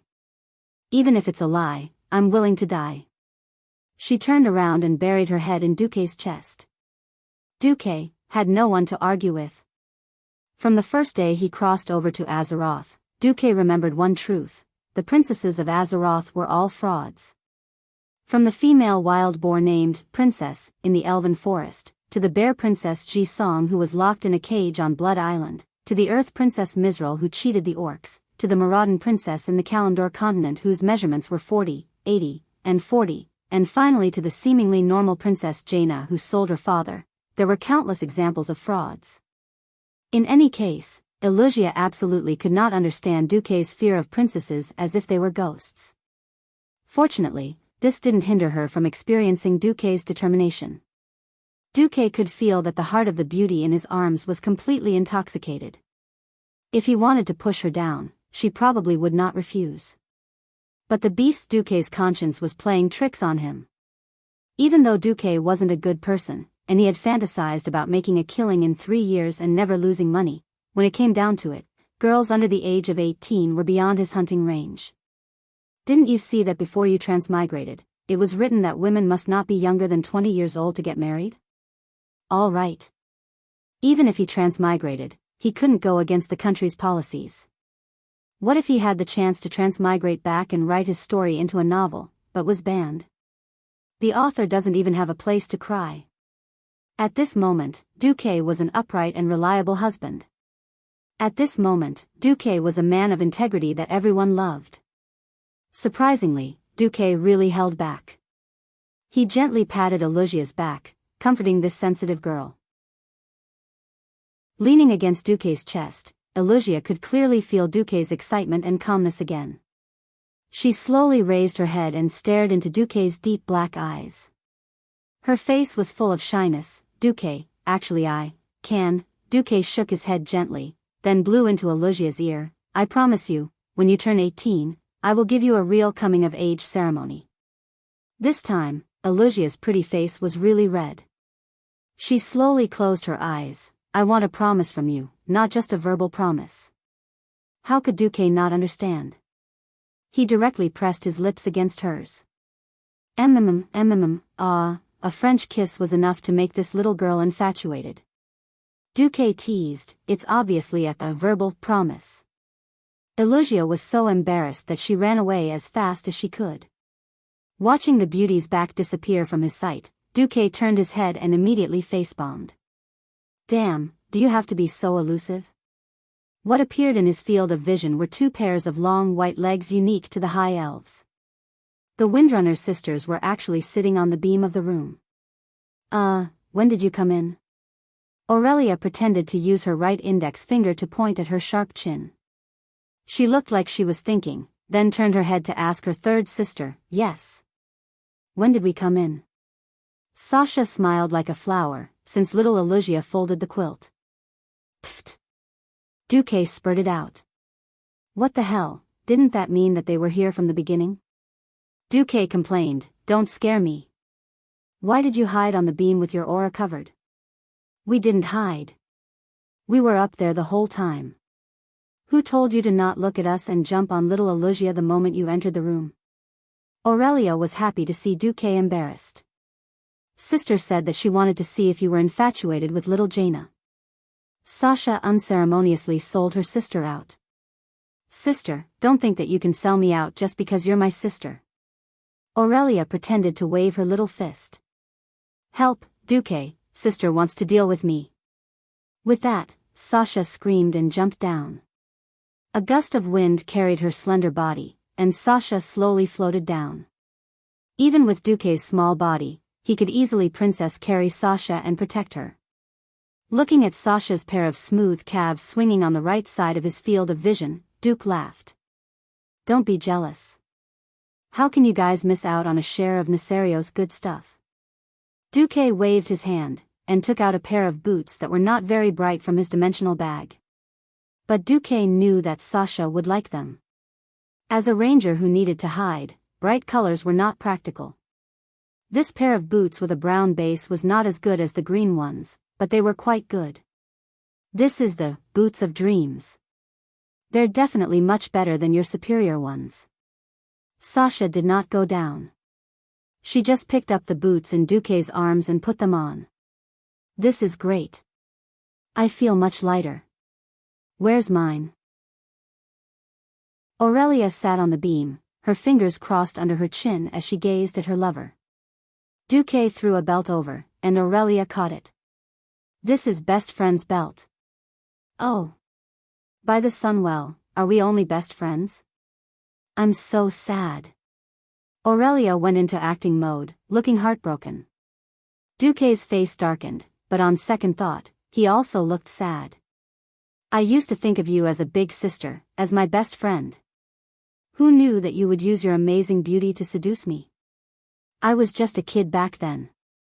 You actually did such a vicious thing. Duque was so sincere. If one did not know the truth, they would really think that Aurelia was a female pervert. Pfft. This time, it was Sasha's turn to laugh so hard that her stomach cramped. Aurelia looked embarrassed and angry. You little bastard. You took advantage of us, and you're still being sarcastic? You're great. I'll come down and kill you right now. The three of them immediately laughed together.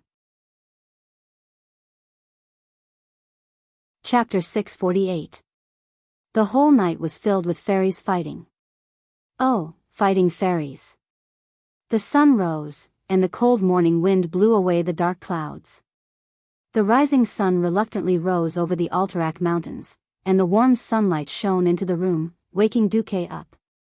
Aurelia was still sleeping soundly on the right, and there was a satisfied smile on her lips. No matter how many times Duque looked at her, he would always be fascinated by her alluring mix of nobility and wildness. Beside him, Sasha's long legs clamped onto Duque's thighs. Duque smiled, and moved his body a few times to free himself from the elastic thighs. Duque's getting up did not wake the two sisters up. After losing Duque as a human pillow, Sasha unconsciously moved to the right and hugged her sister. Aurelia seemed to be subconsciously used to her sister's actions. After a whimper, she hugged her sister with one hand. After Duque washed up, he went out and saw Lucia, Gavin Rad, and the captain of his knights, Cassa, waiting outside. Make an appointment for me with His Majesty Rin, Commander Lothar, and Archbishop Fail. 2 hours later, everyone was present. Do you really not need more people to clean up Karazhan? Lang asked with concern. Duque shook his head. No need. Karazhan is too narrow, and there are too many people. After all, it's my own territory. I know what I'm doing. Anduin's loud voice sounded. Duque is right. That damned place, it's useless to have too many people there. Besides, these elites can protect themselves anywhere in the world, let alone Karazhan. Looking around, Duque's Karazhan raid team was gorgeous. The warrior and main tank was Muradin Bronzebeard, who had run over after hearing the news. The vanguard was Gavin Rad and Tyrion Fordring, 2 first-generation paladins. The thief was Edwin Van Cleef. The long-range team was the 3 Windrunner sisters, plus the 2 mages, Duque and Ronan. The healer was Stormwind City's Holy Light Bishop Benedict. Duque took a look and laughed so hard that his stomach was about to burst. These were elites? Damn, he was clearly pulling a bunch of heroes and leader bosses to fight another bunch of bosses. Perhaps only Duque would be able to do something so deranged. If these guys were in their heyday in the future, Duque would definitely not need the help of the 4 great dragon kings. He would just lead them to torture Nesario to death. At this moment, they still had serious expressions on their faces. Muradin and the 2 paladins were repeatedly checking their hammers and shields. Edwin carefully smeared poison on his dagger. This was the first time Duque had summoned him after recovering all of Stormwind. For a while, Edwin almost thought that he'd lost Duque's attention and was a bit depressed. Now that Duque had summoned him to clean up Karazhan, of course Edwin was excited. The 3 Windrunner sisters all had different reactions. Sylvanas and Sasha couldn't wait to see the creatures and enemies of the other world, while Aurelia acted like a big sister, warning them not to be careless.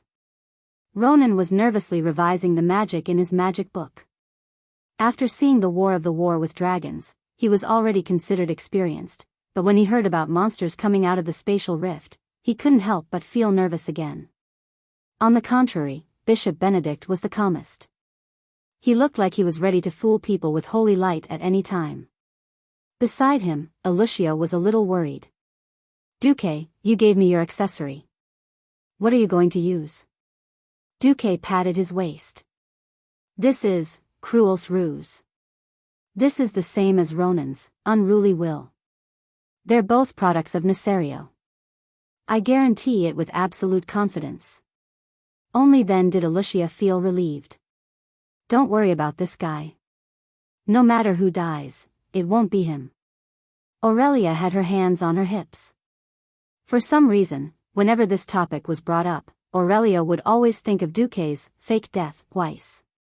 If she hadn't personally confirmed that Duque was a living person, perhaps even she would have thought that Duque was some kind of undead. Alright, be careful. Don't worry. I still have a team of Einherjar and a powerful mechanical construct in Karazhan. If not, I can call for help. Duque waved a necklace around his neck. The necklace itself was plain, but there were red scales where the necklace was. The teleportation door opened. The cleanup team entered in a single file. After becoming a Radiant Moon Archmage, Duque's teleportation door had become more stable. During the teleportation process, there was only a slight tremor. It was not even comparable to riding a horse. In his field of vision, everything stretched out, and the surrounding scenery became strange and blurry. The Windrunner sisters, who had experienced many teleportations, did not feel anything, but Muradin and Edwin, who were teleporting for the first time, vomited almost as soon as they stepped out of the teleportation door. As soon as he stepped out of the door, Duque saw Khadgar in his soul form. Master, you're finally back.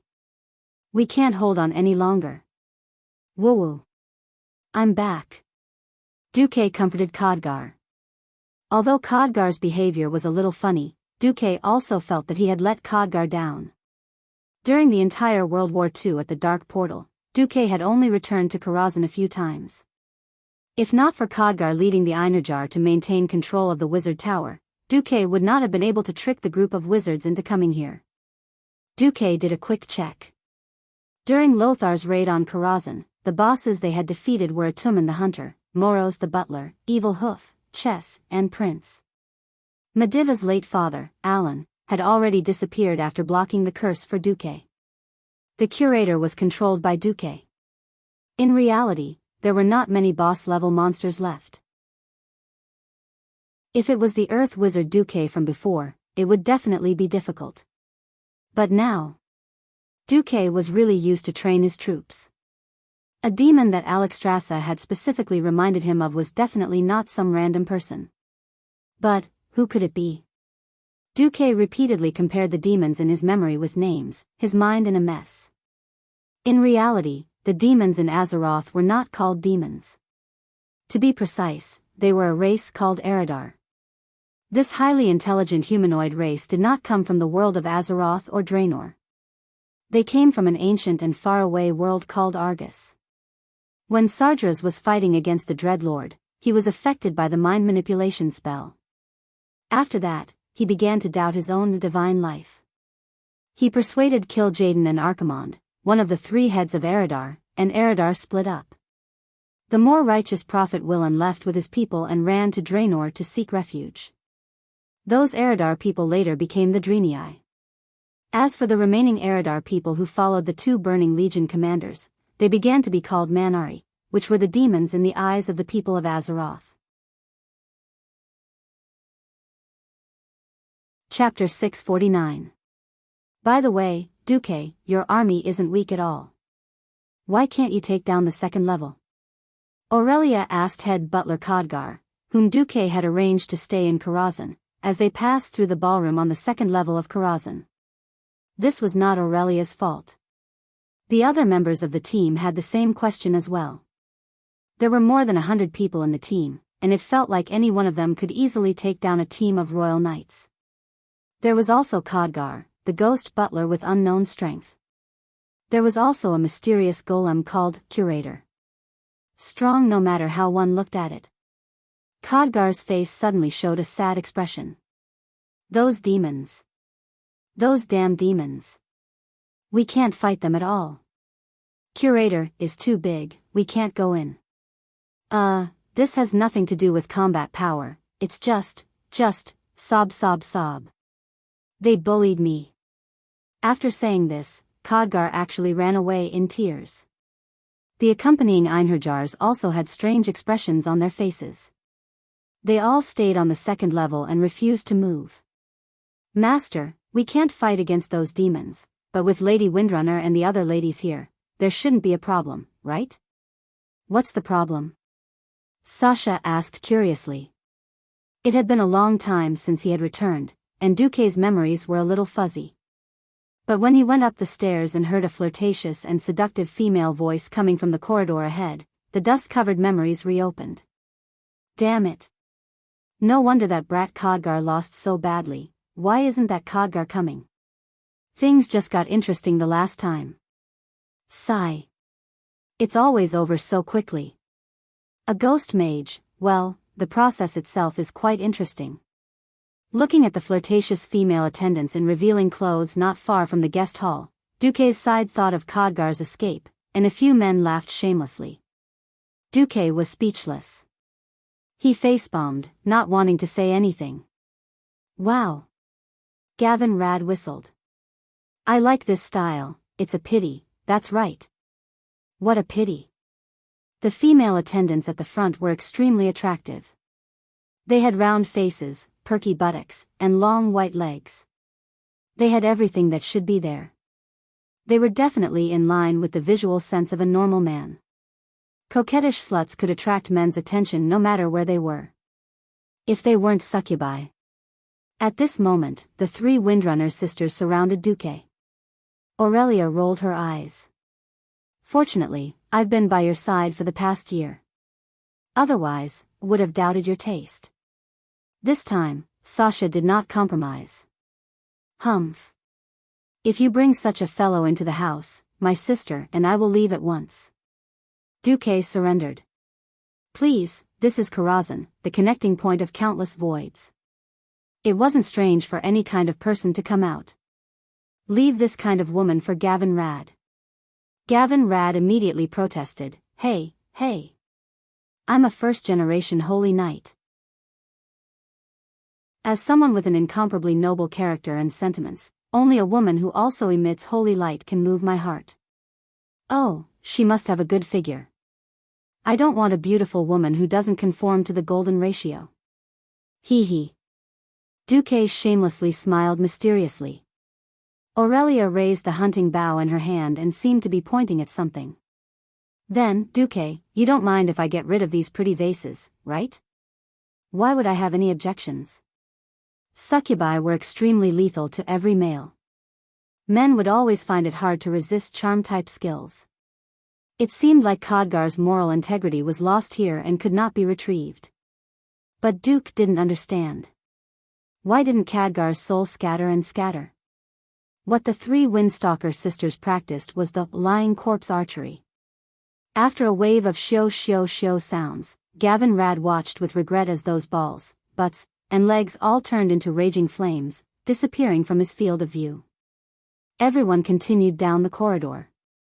After clearing out the phantom guardians in 2 rooms, a dignified female voice suddenly sounded. Intruders. Your actions are unforgivable. Impure thoughts will lead to blasphemous actions. You must be purified. Come, let me, as the saintess of chastity, be your opponent. Muradin and Edwin, who were leading the charge, were stunned. The next second, the bastard dwarf pointed to the front shamelessly.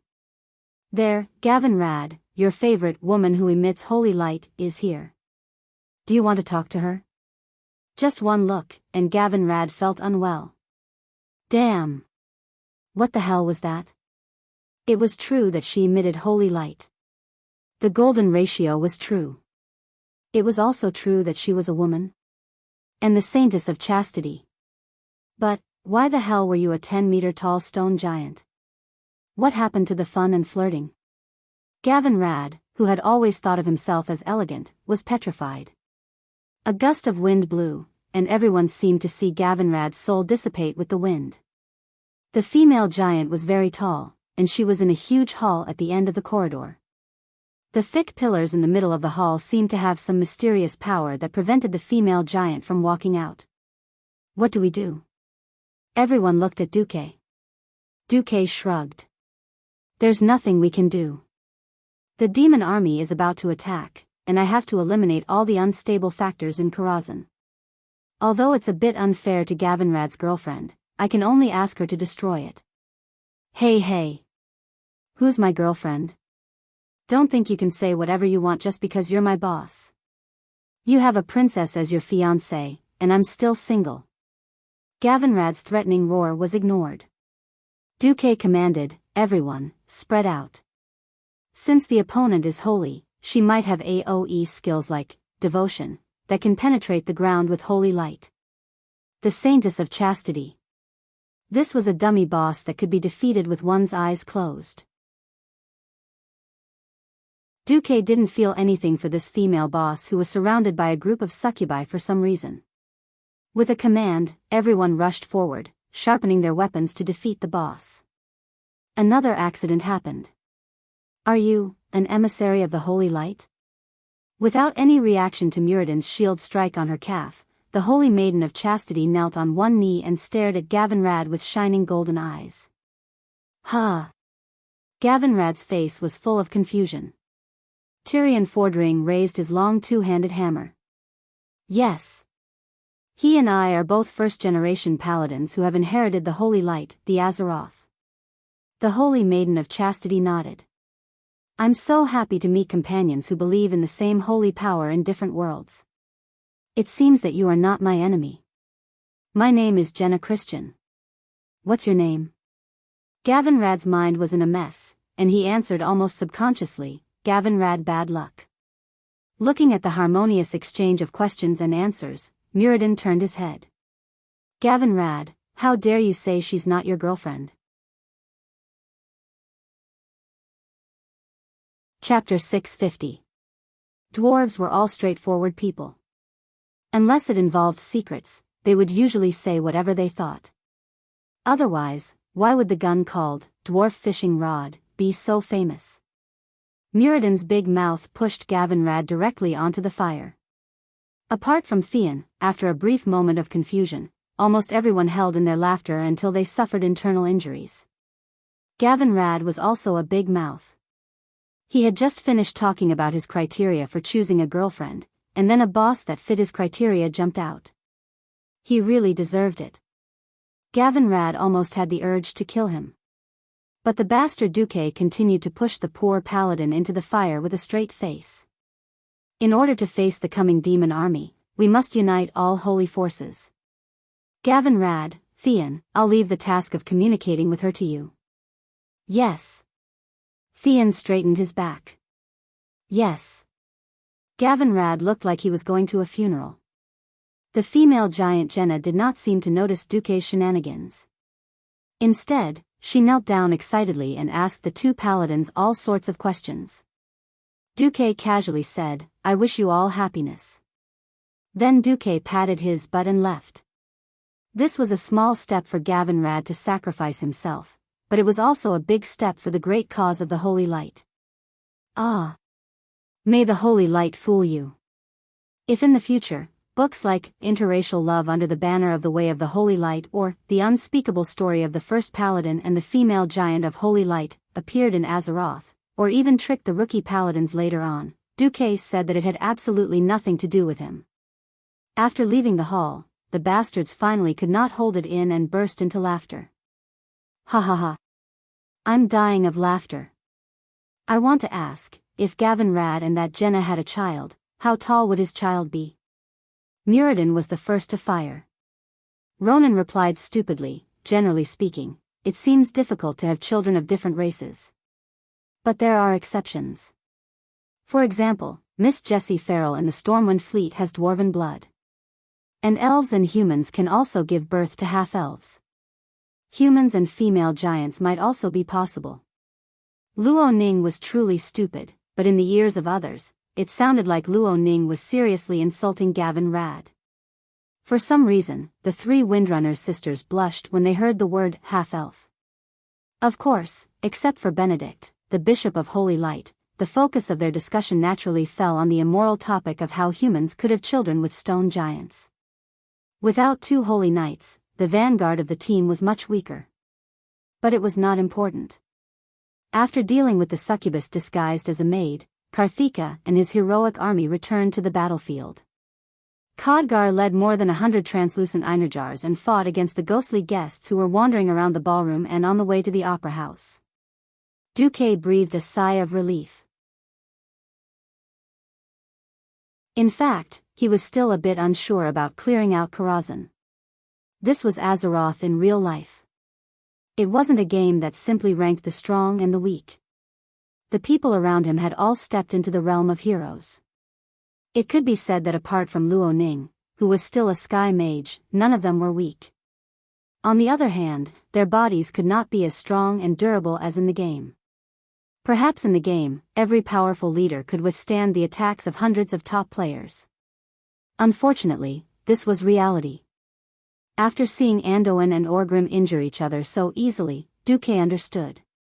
Perhaps they had extraordinary reflexes and strength, and could use mysterious powers that transcended the mortal world, but deep down, they were still weak mortals. The priests in this world did not have any resurrection spells. The only one who could resurrect a person was Duque. Sighing, Duque and the others had arrived at the opera house in Karazhan. Wow! So beautiful. After this place is cleaned up, can we enjoy the opera here? Sasha shook Duque's arm excitedly. Duque laughed. Of course. After dealing with the attack of the demons, you sisters can decorate the place however you want. Along the way, the ghost audience and ghost servants had all been killed by the Einarjars. Unlike monsters in the real world, ghosts usually wouldn't leave any traces after they disappeared. What appeared in front of the adventurer team was a slightly dilapidated opera house. The scale of the opera house was so large that it was comparable to the Sydney Opera House before Duque traveled to this world. Yes, it was a smaller version. The middle of the horseshoe-shaped hall was for ordinary people to sit in. The three sides of the hall were VIP seats that were 3 levels high. Looking at the expensive satin decorations and the beautiful tables, chairs, and tableware, it was not hard to imagine the grand occasion when King Lang and Anduin brought a large group of nobles from Stormwind to watch the opera. This was an era where entertainment was scarce. Other than the low-level clowns and bards who would perform in the market, the biggest entertainment for the nobles was the opera. It was true that the Windrunner sisters were rangers, but where did Aurelia's elegance and beautiful harp skills come from?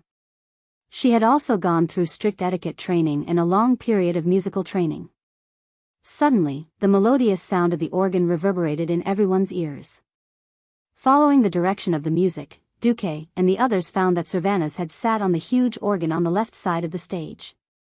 Queen Sylvanas's slender fingers danced across the keys, producing beautiful notes. In a trance, everyone saw a lush green forest, smelled the fragrance of flowers mixed with the fragrance of the earth, and heard the chirping of birds echoing in the forest. Everyone was mesmerized by it. Before they knew it, the song had ended. It was not just Duque and the others, even the Einherjars gave Servanas a warm applause. Servanas sighed. Duque, you have so many good things here. There are only 2 such national treasures in the whole of Kuel Salis. Duque shrugged. If you like it, you can come here every day. I won't be in your way. Queen Sylvanas rolled her eyes at Duque with a complicated expression. Humph. Duque was a little confused. He turned to Aurelia and asked, did I piss her off? Aurelia covered her mouth and snickered. I won't tell you my sister's secret. Look, Duque, can I go on the stage? Windsor pointed excitedly at the huge stage that was covered by a red curtain, her hands waving. Chapter 651. That stage. It had been so easy to get here that Duque had almost forgotten about the stage. Coming back to his senses, Duque immediately stopped Sasha. Wait, I sense a strong presence behind the curtains. Perhaps Duque's expression was too real, or perhaps Duque was too cool. The moment Duque finished speaking, Edwin Van Cleef's expression changed. The 3 Windrunner sisters' expressions changed as well. It would be their fault if they failed to find the enemy. My apologies, Grand Duke, Edwin immediately apologized. Duque waved his hand. It's not your fault. You are not the master of Karazhan. You cannot understand the spatial structure here. It's another world behind the curtains. Even with Duque's words, everyone stopped underestimating him. Just now, the curtains were less than 5 meters away from the audience. Because they were surrounded by Einherjars, everyone was more relaxed. Even Benedict, who was the core of the team and should be protected, was exposed in front of the stage. At this point in time, many powerful healing spells for holy knights had not been developed, and there were no holy knights who specialized in spiritual healing spells. The druids from the Night Elves had not joined the alliance yet. The priest was the main healer of the team. It was hard to imagine that if 2 arrows were shot from behind the curtains, the team would collapse. The only good thing was that this was Duque's home field. At least there was a way out. After a while, Gavin Rad and Tyrion arrived. She agreed? Duque asked. Yes, Lady Christine was thrown here by the spatial turbulence. Even she doesn't know the way back. If it's to fight against evil demons, she's willing to be the protector of Karazhan, Gavin Rad replied seriously. The atmosphere had been good. The Bronzebeard family's big mouth had easily stepped on a certain holy knight's tail. TCH. I thought she agreed to your proposal. Muradin, you bastard. I'll duel you when we get out. Gavin Rad was furious. Let's duel then, who's afraid of who? Muradin was also stubborn. Alright, after we get out, it's up to you how you want to fight, but for now, don't cause any more trouble. If you really want to duel, I'll be the one to decide the weapon. Duque suppressed the 2 clowns with a single sentence. At this time, Khadgar returned. We've cleared the ghost actors ahead, but we can't find the way. A strange spatial layer had sealed off the original path. And we found a strange spirit. A special ghost? Sasha's eyes lit up. No, it should be said that the eyes of the 3 Windrunner sisters were frighteningly bright. It was difficult for them to resist the temptation of new things. Following the passage on the right side of the opera house, Duque and the rest followed the only passage to the backstage of the stage. At the end of the passage, they saw a male ghost announcer in formal attire. Unlike the other spirits, his soul seemed to be in a completely different space from the adventurer team. No matter if they tried to touch or use elemental power to attack, they all ended up missing. However, everyone noticed that this strange spirit would ask every once in a while, "Are you new actors?" Damn it, I've already informed Master that the previous scenes were all done badly. We need a new script, new opponents, and new scenes. We're here to kill all of you messy people, Muradin replied directly. There was no response. The holy light guided us here. We need to clear out the evil here, Benedict said. How much do you need to tip to open the door next to you? Edwin tried to solve the problem in a thief's way. Duque, don't expect us sisters to seduce you, Sasha said. Duque, the spirits. At this time, it was Sylvanas who stepped forward. She flipped her long blonde hair and put one hand on her waist. Yes. We are the new actors. Let's start the next scene. Seeing Queen Sylvanas' performance, Duque silently gave her a thumbs up. Yes. Duque, who was familiar with the strategy of Karazhan, knew very well that this was the key to solving the mystery. Upon hearing Queen Sylvanas' words, the announcer, who seemed to be in a daze, suddenly became spirited. He pulled up his collar, and his formal coat instantly transformed into a luxurious black tuxedo as if water had been poured over it. Please follow me. As soon as he said this, the door to the stage, which had been connected to the entire subspace, opened silently. Duque said, follow him and get ready for battle. The ghost announcer's steps were elegant and steady. One could imagine how much effort he had put into etiquette training when he was alive. Walking to the center of the nearly 40-meter wide stage, he turned to the already empty auditorium and said loudly, ladies and gentlemen, welcome to tonight's performance. Ladies and gentlemen, welcome to tonight's performance. Tonight, we will see a love that has been thwarted in every possible way. However, as you all know, not all love has a perfect ending. Sometimes, love is as dangerous as thorns. Hearsay is false, but seeing is believing.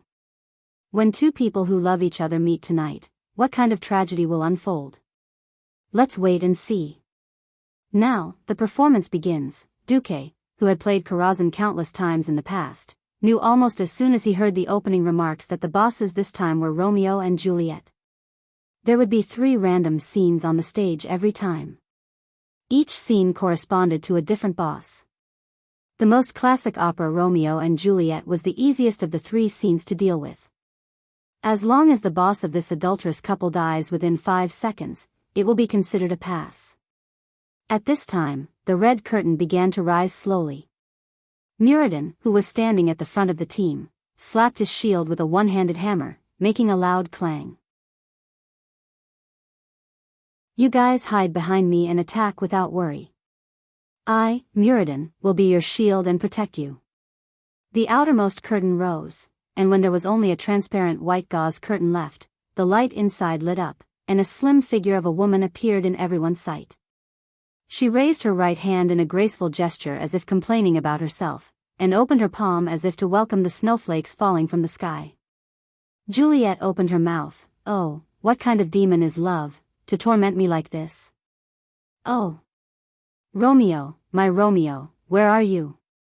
Such a classic line. Muradin was like a bull chewing on peonies. There's no such nonsense in the love of dwarves. Just as everyone was listening attentively to the next line or preparing to deal with the changes in the next scene, Muradin suddenly, poof. After a burst of white smoke came out of his body, he turned into a cute little girl in red. Chapter 652. Huh. Muradin was a super muscular dwarf. How did he suddenly turn into a Red Riding Hood? Muradin was not some cannon fodder. He was a royal dwarf. There were hundreds of thousands of bronze-bearded dwarves, and besides his brother, he was the best fighter. With deity's descent, all his stats would increase exponentially, and all his resistances would multiply. When deity's descent was activated, he was the synonym of invincibility. In the great battle, Muradin had fought countless orcs. But now, Muradin had actually turned into a little girl with a Red Riding Hood. What the hell was this? Sorcery? Secret technique? Wasn't it supposed to be the love between a beautiful woman and a handsome man? Where was the promised Romeo and Juliet? This time, not only the others, but even Duque was shocked. Because behind the rapidly rising curtain, Duque saw the figure of an incomparably majestic werewolf.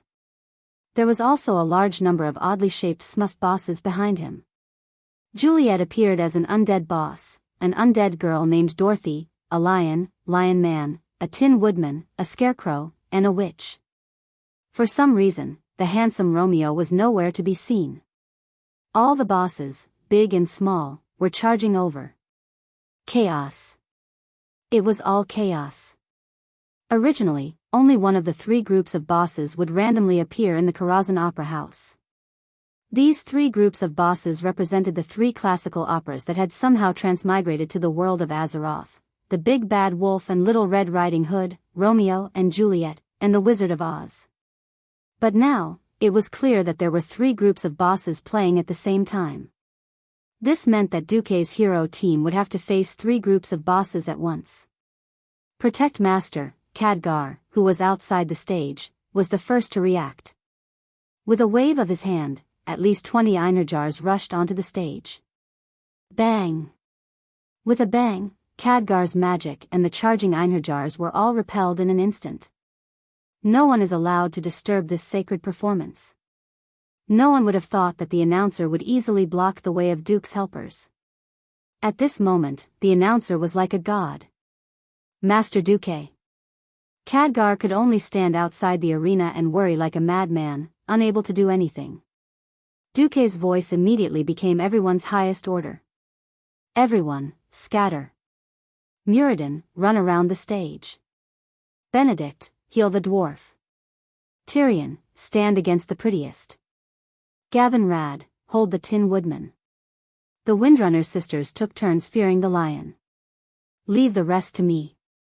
Everyone, attack the little girl who shot the frost arrow. No one understood why they had to do this, but in the face of these thick-skinned enemies, everyone felt weak. Duke's voice became the only thing they could rely on. Oh. Damn it, damn it, damn it. I swear I'll never steal my brother's wine again. The domineering Muradin just now had been transformed into Little Red Riding Hood, running around with his transformed little arms and legs. A huge werewolf chased after him, slashing at him. Ah! It hurts. The strange transformation spell turned Muradin's insanely hard and thick adamantine plate armor into mere decorations. He felt like a little girl with her hands tied, and in the face of the evil Big Bad Wolf's molestation, he could only scream and run away brainlessly. This feeling was so suffocating.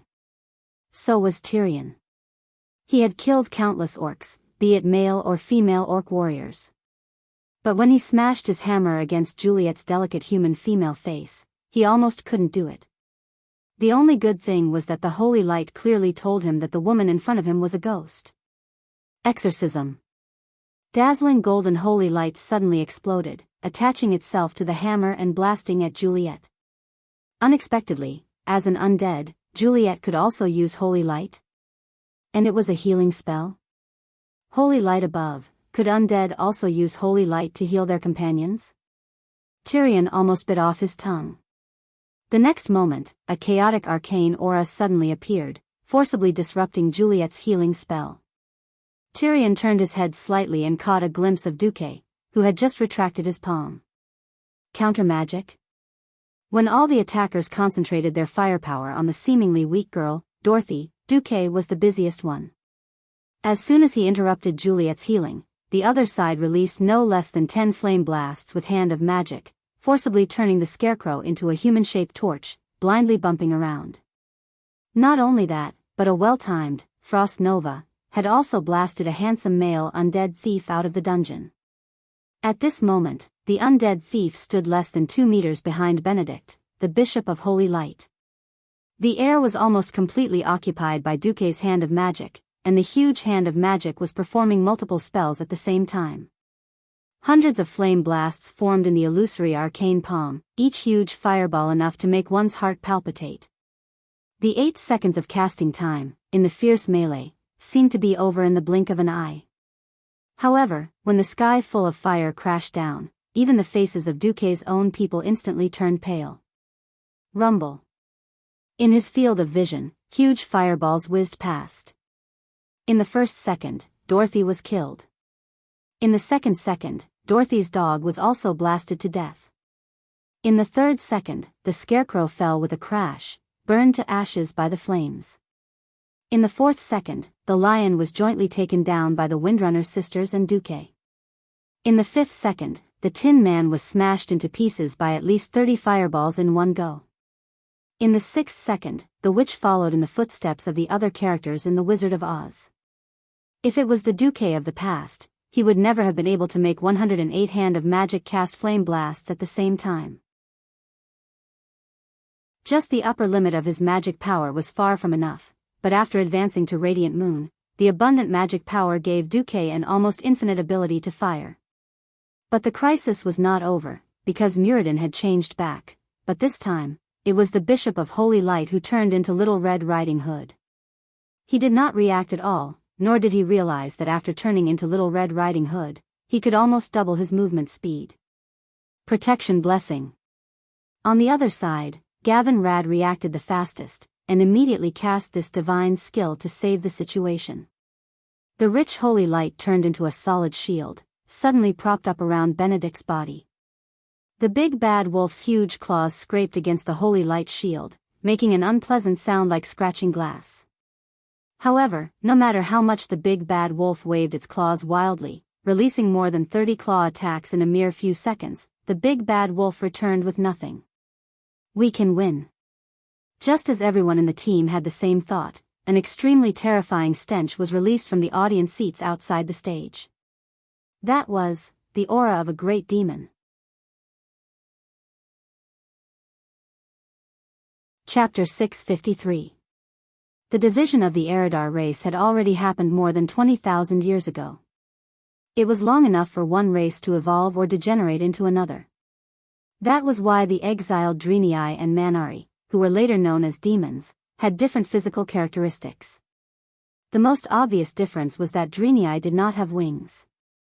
In front of them, the entire opera house and even all of Karazhan was shaking. If it was a normal person, they would not even be able to stand properly. Under everyone's shocked gazes, a portal that looked like a black hole suddenly opened in the ordinary auditorium of the opera house. Countless items and wooden benches that were more than 5 meters long were all sucked in.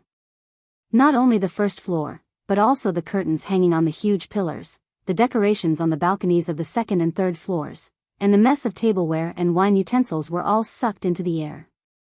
This scene was like the end of the world. When the violent shaking stopped, a huge pure black portal with a diameter of at least 40 meters officially opened. The huge demon on the other side of the portal had not yet completely arrived in this world, but one could already hear his beastly roar. For the army. For kill, Jaden. When Duque heard this, his face darkened. Just from this slogan that he had heard countless times, he knew exactly which big demon had come, the wild boss Kazak who had tricked countless teams in the game. At this moment, if Duque still did not understand everything, then Duque was an idiot. He had been tricked. Ever since he had tricked Sargeras, the Burning Legion had long regarded him as a great enemy. The invasion of Karazhan this time was also a conspiracy that did not exist in the original history. First, he had a big demon touch the spatial barrier of the world of Azeroth, gently provoking the nerves of the dragon aspects. It sent a signal that said, "I may come to attack you, be prepared." Then, when Duque came to deal with the outside, he first had to deal with the inside, and the spy hidden in Karazhan made his move.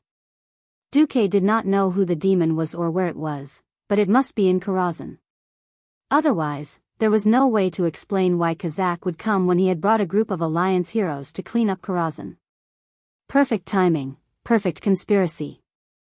In the end, as long as Duque and the others were all killed here, Karazhan would become another bridgehead for the Burning Legion to attack the world of Azeroth. Defending a dark portal that could be activated at any time had already exhausted the Alliance's energy. What about another Karazhan that could attack at any time? This horrifying scene was unimaginable. At this time, Duque saw that his Einherjar soldiers had already rushed to the front, ready to fight to the death. Duque admired the courage of these brave soldiers, but not this time. Retreat! Retreat! All Einherjar, retreat! The opponent was Soul Catcher, Kazak. Let the Curator and the Virgin Saintess come. Soul Catcher was a name Duke made up. However, Kazak had a skill called Soul Capture. If any person or monster was near Kazak during the battle, Kazakh would immediately resurrect on the spot with Faith Spring, instantly restoring his HP to full. Back then, Duke had suffered the most because Kazakh had dropped a very important item. As a result, the entire guild had no choice but to fight him with their lives on the line. Duke didn't know if the Kazakh of this world had such a shameless move, but it was better to believe it than to not believe it was definitely not wrong. Let's go. Khadgar's handsome face was filled with unwillingness. Out of trust in Duque, he gestured, and the Einerjar soldiers quickly retreated from the opera house. It was the end of the world outside, but there was also a fierce battle inside. Without Duque's urging, almost everyone was using all their strength to attack. Thanks to Duque and Ronan's crazy firepower, the 6 bosses of the Wizard of Oz had already fallen. Don't panic. Control Romeo and Juliet, kill the werewolves first. If you can't catch the werewolves, open fire. No one knew how Duque knew how to deal with the enemies, but this did not affect their trust in Duque.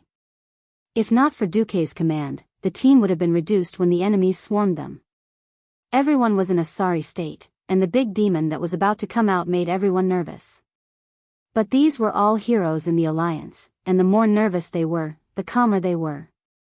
Seeing that they could not help, Gavin, Rad and Theon looked at each other and used sanction to knock Romeo and Juliet unconscious. F***CK. The 5 Silver Saints were so strong that they could even knock out bosses. At this time, it was Sylvanas's turn to become Little Red Riding Hood.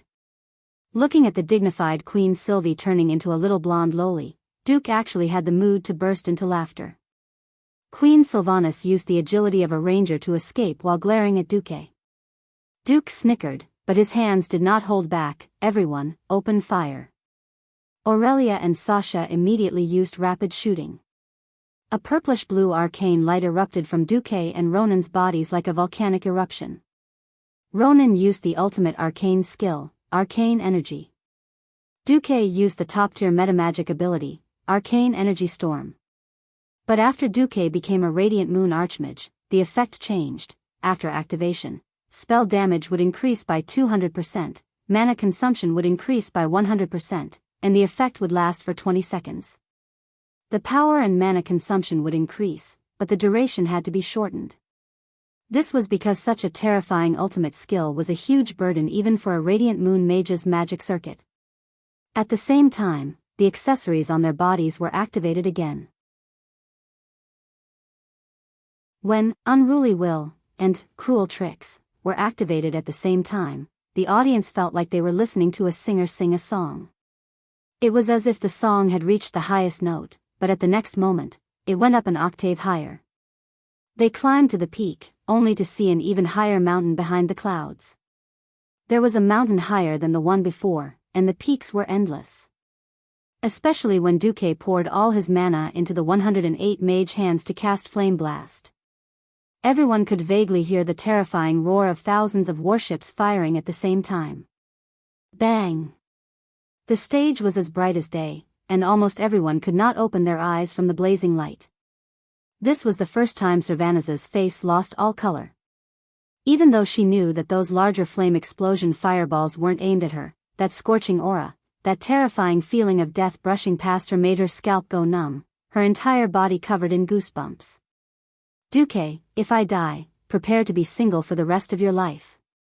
Queen Sylvanas finally could not help but curse.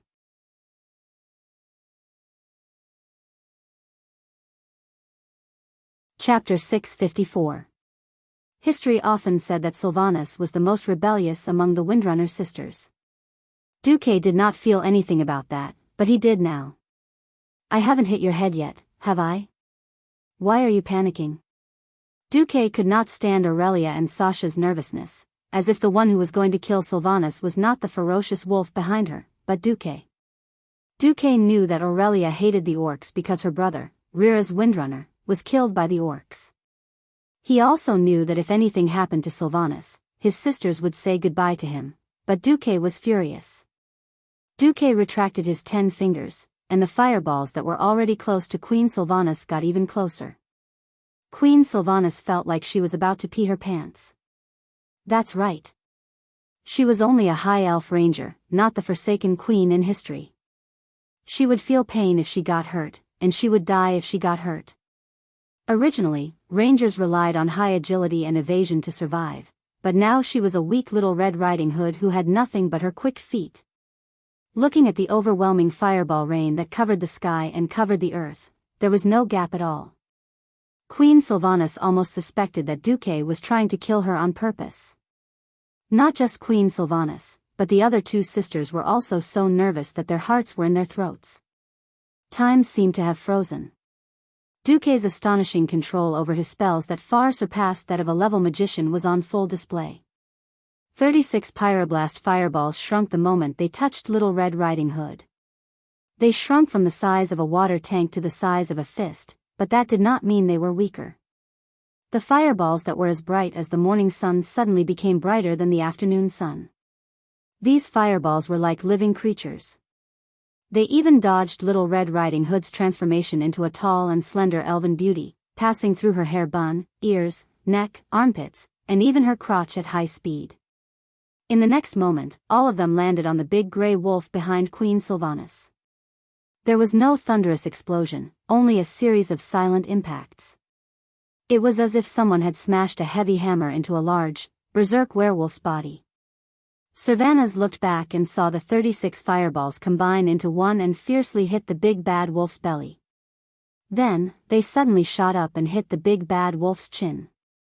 Finally, they made a circle in midair and landed on the big bad wolf's face. The lightning-fast fireball attack was too much for the eyes to take in. If it weren't for the Rangers' dynamic vision, they wouldn't even know what was happening. They would only think that an invisible giant had punched the big bad wolf with a gorgeous combination of punches. The three Windrunner sisters watched with their mouths agape as the big bad wolf was blasted into the air, where it suffered the combined attacks of the 108 hands of magic in Duque and Garanon. Each of Ronan's arcane missiles was as big as a basin. Every time Duque unleashed his arcana technique, he could feel the air around him tremble violently. The huge attacks converged on the huge werewolf, and in less than a tenth of a second, it was swallowed up. Queen Sylvanas gritted her teeth and stared at Duque. She was about to lose her temper. Second sister, wait. Sasha suddenly said. Look. Aurelia reminded her second sister. Sylvanas turned her head. She was so shocked that her cloak was completely soaked in cold sweat. The thing that fell from the sky wasn't a werewolf at all. Although the iconic black bat wings had become incomparably tattered from the violent magical attacks, the sharp horns on the werewolf's head and its claws that had grown a size larger clearly told every Alliance hero that this was not a werewolf at all, but a rare high-ranked elite demon. That's right. If it wasn't for Duke's ultimate fireball bombardment, he wouldn't have been able to hit this mutated demon that was about to reveal its true intentions in the next second and attack Sylvanas, who was forced to transform by a secret technique. If it weren't for Duque, Queen Sylvanas, who had completely lost the ability to resist, would have been killed on the spot.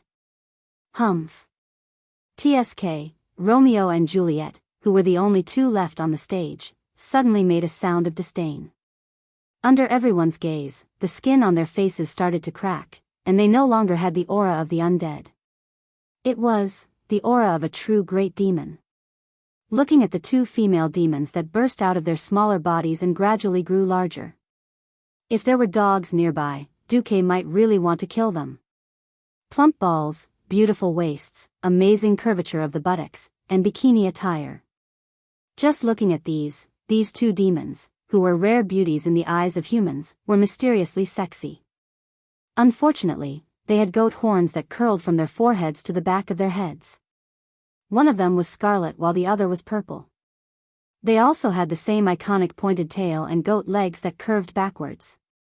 In addition, they clearly told Duke and the others their identity. They were the demon sisters that should have appeared in the Sunwell in the future, the Eridar twins, the two lieutenants of Kill, Jaden. Almost as soon as they appeared, the pair of demon sisters gave the adventurer team a show of strength.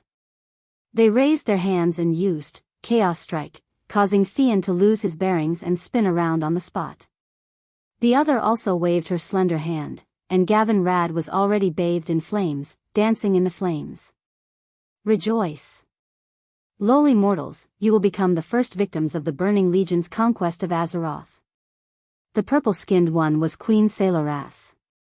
Haha. Scream in pain. Cry and howl. Then die. The red-skinned one was naturally the high-grade warlock Elises that Duque was more familiar with. The heroes of Azeroth didn't know who they were, but they could sense that they were extraordinary from the aura of this pair of mysterious demons. Only Duque's heart was cold. The Eredar twins and Karzak? Kill Jaden was really generous. Perhaps this was one of the side effects of him changing history. In the days to come, there would definitely be more and more cases of people breaking in without permission. But there was no other way. This was like rowing a boat against the current.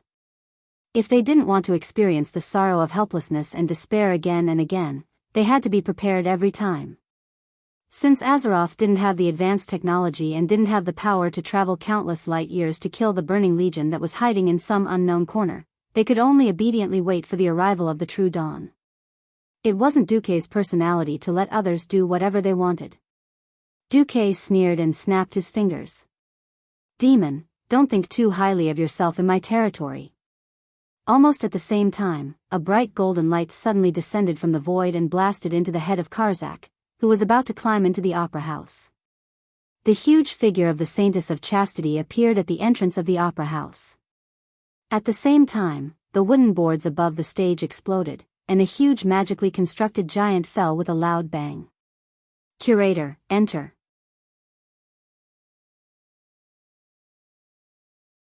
Chapter 655. At that moment, every hero felt a sense of comfort. After all, this was still half Duque's home ground. The traces of the demons being torn apart and the lightning roasted on the first floor gave everyone a more objective understanding of Duque's huge arcane puppet, Curator. This was especially so when the Curator smashed the ceiling of the stage like a god of thunder descending from the heavens. While in mid-air, he displayed an agility that was different from the other puppets. 2 large electric balls blasted in front of the Eredar twins. Even the calmer Tyrion Fordring shouted, "Nice." Humph. The Eredar twins suffered a small loss. They grunted and took half a step back. Bang, another loud sound. The Curator stood firmly between the twins and the adventure team. Oh, there was still Muradin. This guy was too small. He was standing in the gap between the Curator's legs and was completely fine. Muradin turned his head and glared at Duque fiercely. Hey! Duque! What's the meaning of this? Duque ignored Muradin. What he saw in the system notification was something more important. System notification: your commander-level mechanical construct has attacked the Eredar Gemini's high-grade warlock Elises. Projection: causing damage. Duque did not look at the latter part of the notification, but that was enough. If it was the Eredar twins at their peak, even if Kazak did not appear, Duque would probably wet his pants in fear. But as for the projection, that meant that the Eredar twins were not here at all. Duque did not know how much combat power the projected avatar had. He estimated that it would at most have 30 to 40%. This was why the Curator's lightning ball could force the twins to retreat. Just like how one could not use a ladle of water to penetrate a steel shield. Low-level mysteries were destined to be unable to shake high-level mysteries. This was the iron-like rule of the world of Azeroth. Since the Curator's attack was effective. Hee. Looking at the confident smile on Duque's face, the Eredar twins actually laughed together. Not bad. You insignificant human being, Aless spoke first. You actually saw through our true strength in one go, Queen Sailoras said. Humph. Kil'jaeden had asked his adjutant to send 2 avatars just to conquer Karazhan, the bridgehead of the human defense line. Don't you think you're underestimating our alliance? Duque was both demonstrating and encouraging his teammates. What?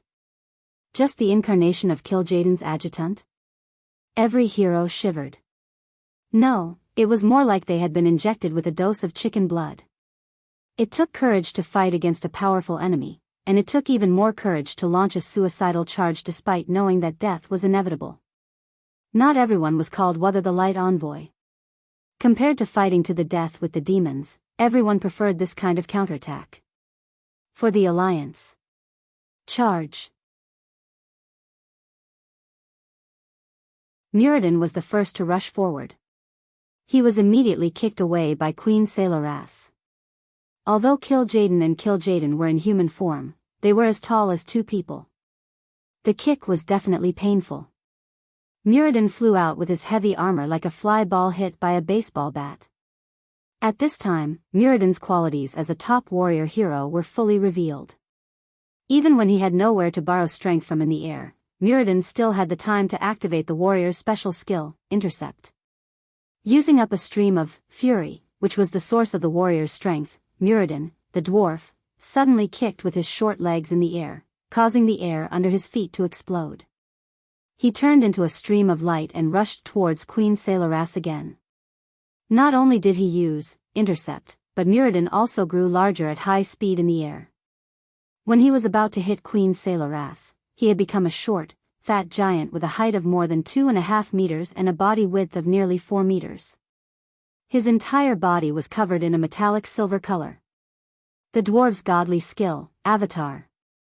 Lifting his leg that was thicker than an elephant's leg, Muradin, who was flying back at high speed, kicked Queen Sayloras in the face. The huge silver foot left a black footprint the size of a basin on the queen's beautiful face. Ah! With the queen's scream, the proud demoness was kicked away. Next to her, the curator also slapped the high-grade warlock Elisa's. The curator's explosive attack, which could use the power of lightning to accelerate for a short period of time, also made Elisa's uncomfortable. The queen was only sent flying for about 3 meters, but the demon warlock was sent flying for nearly 10 meters. Huh! Duque instinctively felt that something was wrong. Because he saw Elisa's, who had been sent flying into the area belonging to the back door of Karazhan, take out a brazier, raise her hand, and ignite a handful of dust-like things. Not good. Curator, stop him. Under the synchronized control of the system elf, the curator showed his greatest agility. Unfortunately, he was still a step too late. Elisa's had a sarcastic expression on her face. At this time, she actually still had the mood to recite Romeo's lines. Are you trying to provoke me? Then come on. Right. For these arrogant and intelligent demons, every resistance from insignificant humans was a challenge to their supreme status. If it weren't for the spatial barrier that the Titans of creation had set up for Azeroth, the Burning Legion would have easily conquered this world through the portal. With the casting of this high-grade demon warlock, everyone in the adventure team could clearly feel that an ancient creature was awakened in the distance. Useless bug, let me show you my power. The iconic line made Duque's face sink even more. This guy was Karazhan's boss, Nightmare of the Night. Just as the curator controlled by the system elf reached Elisa's, a huge bone dragon that was bigger than the curator and covered in dark flames suddenly broke through the thick wall and charged in from outside Karazhan. The two behemoths collided into each other without any fancy moves. Their wild battle quickly turned the backdoor area, which had already collapsed a lot, into ruins in the truest sense. On this side, Queen Sayloras was at a disadvantage. Muradin in front of her was a damn rogue. After activating Avatar, not only did all his attributes skyrocket, but he also didn't suffer from negative statuses such as confusion and dizziness. His resistance to almost all elements was so high that it was outrageous, except for one attribute, Holy. Muradin was not invincible. He would still hurt and bleed when he was injured. But there were still 3 guys who believed in holy light behind him who were doing their best to heal him. Seeing that they couldn't stop Queen Sayloras, the 2 paladins also temporarily became healers, injecting holy light into the big dwarf as if it was free. Queen Sayloras was enraged and suddenly shouted, "Come out, Nethervoid dragon." A new portal suddenly opened in front of the Saintess of Chastity, who was about to rush to Kazak's portal, and an illusory blue dragon appeared.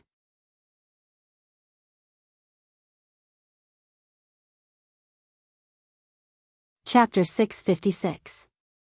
The huge horn and the 3 mysterious rays that shot out from the void constantly strengthened the strength of the giant dragon. All right, another boss of Karazhan, the Nether Dragon.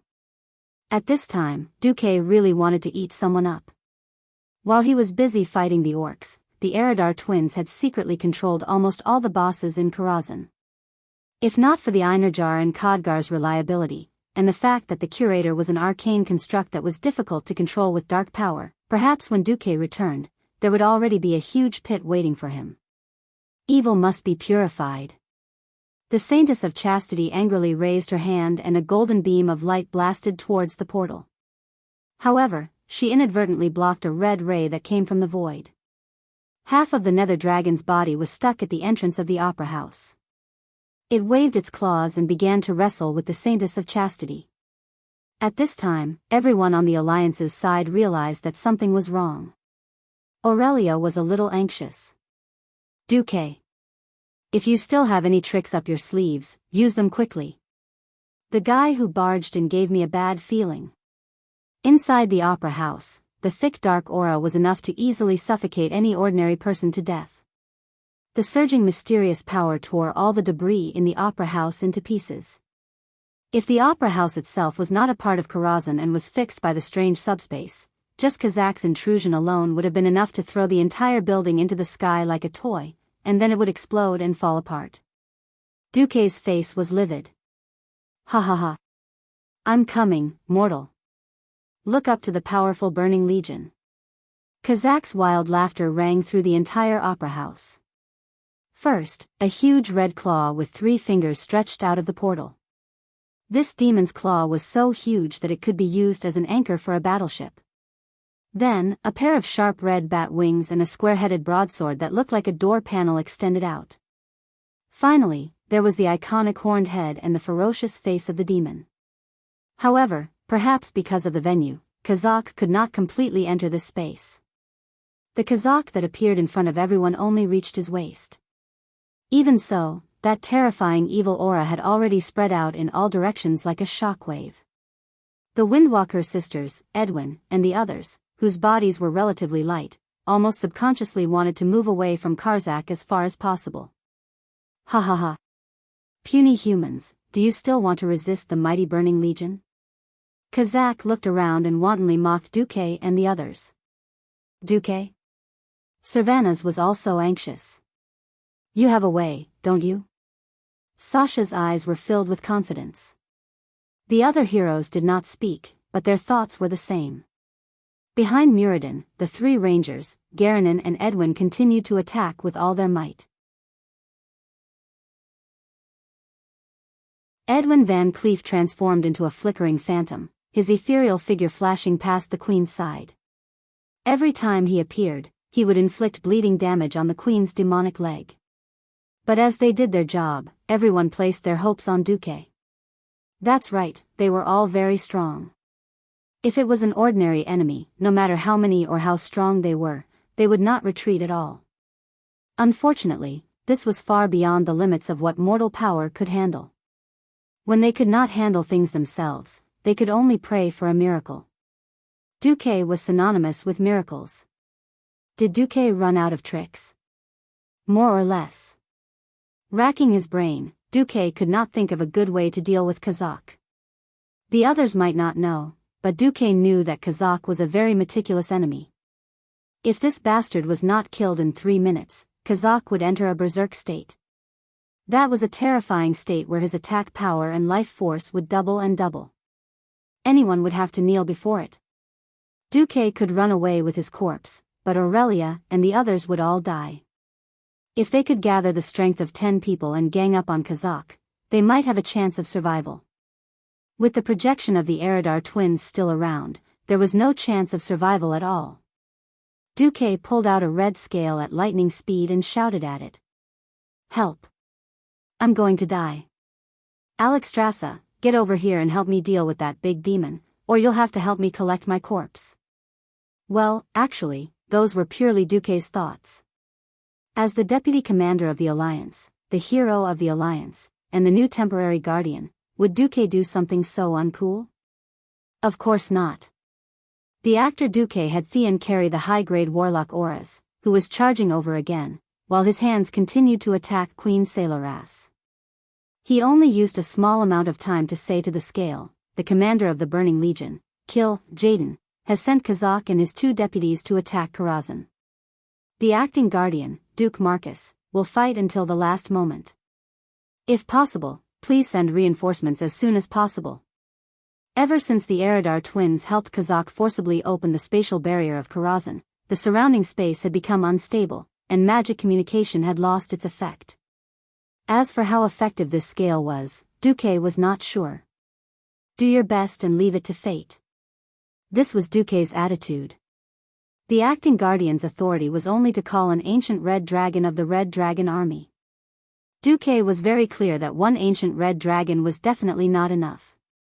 At the very least, 2 of the ambassadors from the Sleeping Dragon Temple had to take action. Otherwise, it would be impossible to defeat Kazakh in 3 minutes. Duque had thought of a miracle, but he did not expect a miracle to appear in such a strange form. A small window suddenly popped up, occupying a large part of the upper left corner of Duque's retina. "Congratulations, host. Because of the connection between the Guardian and the Sleeping Dragon Temple, you have now officially activated Debt Collector Beats People mode." Before Duque could react, the system elf read the information on the surface of his brain and filled it in this pop-up window. Target, Burning Legion's high-grade commander, Kazakh. Combat power evaluation, skeleton level. Initial estimation of skills, cleave, thunderstrike, group shadow arrow, soul capture, and so on. Request for combat power support automatically set to Elite Ancient Dragon or above. According to combat power requirements, automatically ignore Quick Hit and Downwind Hit modes and activate Specialized Hit mode. Your request has been sent. Please wait for the old driver of the dragon race to accept the order. Beep, beep, beep, the route is busy. You can choose to add a tip so that the powerful dragon race will be more interested in your order. Duke almost spat out a mouthful of blood when he saw this. You still want a tip? This is saving the world. You're actually asking me for a tip? Duque rolled his eyes. With a thought, he wrote Haagen-Dazs ice cream in the tip column. A miracle happened. The female driver of the dragon race, Legolas, has accepted your order. Please protect yourself, she will arrive at any time.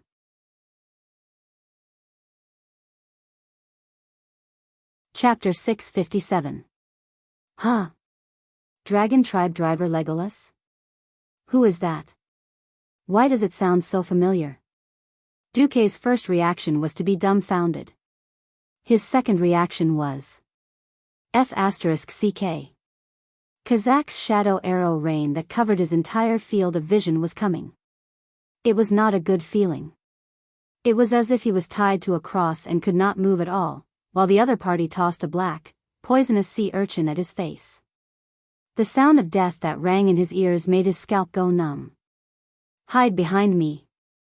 Muradin attempted to use his massive body to block in front of him, creating a path of survival for the adventurer team.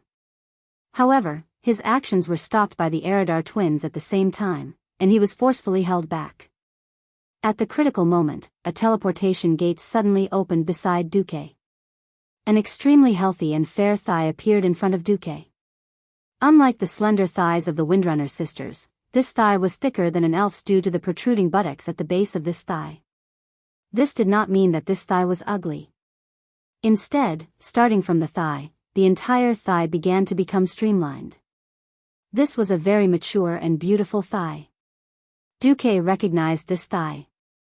Ugh, in the next moment, what appeared in Duque's vision was a muscular arm with biceps clearly visible.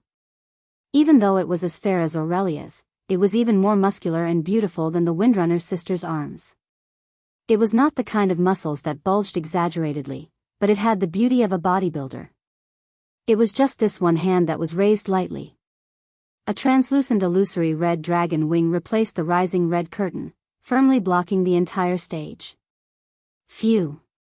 Phew. Phew. Phew. Even the raindrops falling on the pond did not count. The storm-like shadow arrow rain did not even cause a ripple on the illusory dragon wing. It was a collision that was even more exaggerated than an egg hitting a rock. The seemingly domineering shadow arrow rain shattered upon colliding with the illusory dragon wing. In the blink of an eye, all of them disappeared without a trace. That's right. Low-tier mysteries were meaningless in front of high-level mysteries. Kazak's outstretched demon claw froze in mid-air, completely forgetting to retract it. On the ugly face of the demon, a pair of scarlet eyes bulged out, filled with disbelief. Kazak could faintly feel a terrifying power that completely surpassed him from that petite and almost negligible body. This woman who suddenly appeared. Who was she? On the other side, the Eridar twins panicked and leaped back 3 times in a row. They widened the distance between them and Muradin. No, more accurately, they widened the distance between them and the red-haired woman who just came out. The heroes of the adventurer team also looked at the great god who had suddenly appeared in shock. Yo! I'm coming. The bright red-haired woman greeted Duque, making people feel that there was a huge, erect dog tail wagging behind her butt. Her face was full of "praise me. Hurry up and praise me" expression. Duque gulped. Oh, Alexstrasza, why are you here? I remember that my temporary guardian authority can only reach up to the ancient dragons at most. Isn't the Red Dragon Army the most particular about rules? Yes. But if the demon invading Azeroth is too strong, wouldn't it be natural to send in the dragon aspect? Alexstrasza lied through her teeth. Normally, unless the Burning Legion's Big Three came personally, it would not be her turn to act according to the rules. Moreover, didn't you pay an extra price? I heard that mages are very particular about equivalent exchange. Actually, the Red Dragon Army is similar. Huh? Extra price. At this moment, Duque was a little confused. Hey, that DOS ice cream, remember to give it to me later. You must remember it. The queen's golden eyes clearly showed a strange determination. Pfft. Duque could not help but spit. Oh. Your Majesty the Queen. Didn't you notice that you revealed your true nature as a foodie? At this time, just smile. Haha. Ha ha ha. Damn, using an ice cream to exchange for the Red Dragon Queen's help, what the hell? Even though the price Duque was about to pay was probably equivalent to a few dozen RMB before he transmigrated, the Queen did not hesitate at all. Ha! A soft, thunderous roar came from the flaming red lips. It was a sharp howl mixed with the power of a dragon. The deafening sound that should have pierced the eardrums of the mortals nearby was completely restrained by the Red Dragon Queen's extraordinary control. It was like a venomous snake's tongue, striking out like lightning. In the ears of the bystanders, it was just a slightly loud shout. But in that instant, the Eridar twins' incarnations were completely disintegrated into spiritual particles by the sound wave and dissipated in the wind. Unexpectedly, Romeo and Juliet, who were supposed to be bosses, did not disappear on the spot. Instead, they broke free from their possession and shouted their last lines. Romeo shouted, "You killed me, and you're so proud." Juliet said, "Ah. Good knife, this is your scabbard. Stab it and let me die." In the end, the two fell. Dead. Duque was speechless. Spectators from 2 to 9 were speechless. On the other side, Kazak felt that something was wrong. Even at his peak, he might not be able to withstand Alexstrasza's attack. Furthermore, he only came with half of his body. Because of the spatial barrier, he only had half of his strength. The Eridar twins were just projections. Their deaths were not to be regretted. Even if they were killed by the Queen's sound wave, they would at most lose a few % of their souls. He, Kazak, had come in person.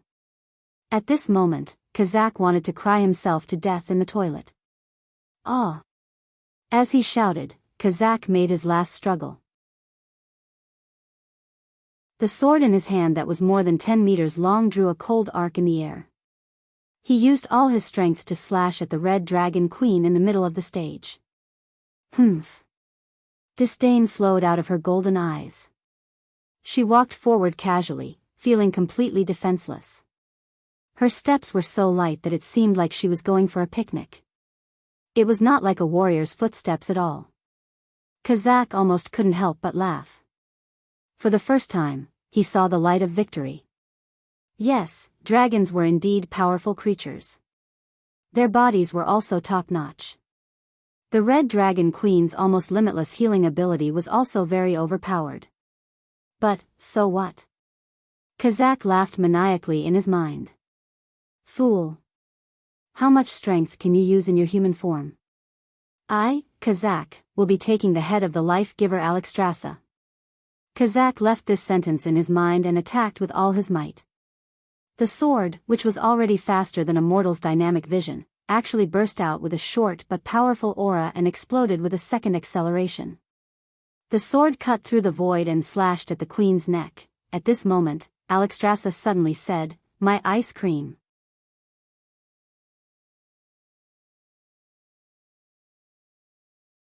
Chapter 658. Ice cream? What's that? Has the famous Red Dragon Queen gone mad? Kazakh's face showed a hint of mockery. Demons were very realistic and would not be soft-hearted just because the other party revealed a flaw. No one expected that the speed that was already at the peak of the peak could be accelerated a third time. If one had to describe the speed before this move, it would be lightning. When one saw the light, one's head would already be struck by lightning. However, after 3 times of acceleration, one's perception was almost in the realm of spatial folding. This attack speed, even Duque, who had absolute confidence in the Red Dragon Queen, could not help but be shaken at this moment. Be it demons or dragons, they were all races with outstanding talent. Success was 99% sweat and 1% genius. In fact, there were many beings who were willing to give up the 99%, but most of them lacked the 1%. Those who had the 1% were already envied and hated by others. Yet, this fellow was willing to put in 10 times the effort of a mortal. Kazakh's sword was just that fast. Whether it was the angle, the strength of the force, or the perfection of the demonic power, everything was impeccable. This was no longer a simple talent. Without millions of practice, it was impossible to have the power to step into the realm of the extraordinary. Haha. I'm going to kill Alexstrasza. Kazakh was very sure. Unfortunately, what happened next made this great demon, who had experienced countless battles, dumbfounded. If Alexstrasza used the advantage of her petite body to dodge at the last moment, causing the sharp slash of the beheader's sword to miss. If that was the case, perhaps he could admit that he had underestimated the agility of the dragon aspect in human form. But, the Red Dragon Queen only raised 2 fingers. Yes. She used the tips of the slightly sharpened scarlet nails on her index and middle fingers to easily catch Kazakh's terrifying attack that seemed to transcend space. Just by looking, it was obvious that this terrifying giant sword was more than 10 meters long and weighed in the unit of tons. However, the queen seemed to be picking up a fallen flower petal, so gentle and satisfied. Kazakh's huge body, which was several stories tall, and the queen's standard human body, staged the greatest irony on the stage of this Karlahim theater. It felt as if the air, no, the entire space-time had been completely frozen by this attack. Kazakh wasn't the only one who was desperately trying to inhale air into his lungs. Duque and the others were doing the same. How is this possible? It was very interesting. Both sides let out the same cry of surprise. Soon after, the team of adventurers started to pant so low that it was almost inaudible. At this time, the Red Dragon Queen emphasized, "I want it today." What do you want? Even Duque, as the person involved, took a full 3 seconds to realize that this was connected to the previous, "my ice cream."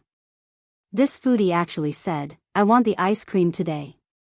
Duque pointed at Kazakh in annoyance. "The faster you get rid of this guy, the more time I have to get your ice cream." Even though Duque was clearly talking and laughing with the queen, Kazakh was deeply afraid of the unparalleled sense of control that Duque and the queen exuded during their conversation. The queen's eyes moved, and the aura that burst forth from her gaze seemed to make this big demon feel as if the sky and earth were collapsing. Yes. Whether it was the sky or the earth, it was all on his side that was collapsing.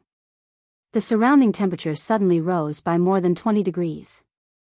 Even the air was buzzing, as if some invisible, mysterious power was rippling through the entire theater. The next moment, Kacha! A crack suddenly appeared on the portal around Kazak's waist. Immediately, an illusory dragon head appeared right above Kazak's body. The vanguard and commander of the Burning Legion could only watch in despair as the translucent dragon head suddenly spat out a terrifying dragon's breath of over 10,000 degrees. Asterisk whoosh. Asterisk the dragon's breath that could burn everything turned into a huge pillar of fire and poured down on Kazak's head. There were no splashes of flames, and there was no magma. Under the extraordinary control, every drop of dragon's breath that tried to leave the range of the fire pillar was pulled back and continued to burn the body of this big demon. On the huge body that was several stories high, the hard skin of the demon was quickly decomposed by the high temperature. The strong muscles rapidly withered, and the strong bones were charred black at a speed visible to the naked eye. In less than 5 seconds, this big demon that could turn the whole of Karazhan upside down, was dead. Huh. Alexstrasza suddenly frowned. What? Damn, most of this guy's soul did not pass through the portal. He escaped. The queen spat angrily. Duque did not care too much. That's right. Demons are all like this. They seem very fierce. In reality, they are more afraid of death than anyone else. Duque's conclusion caused the people around him to burst into laughter. The queen raised her hand, and a huge translucent dragon claw appeared in midair. It grabbed Kazak's remains and pulled the entire demon corpse out of the portal for her. After Kazak's huge body went through the baptism of incineration, all that was left were useless ashes and a pile of Kazak's treasures. Duque, do you want it? The queen did not care about these things, so naturally, Duque took advantage of it. Yes. Why not?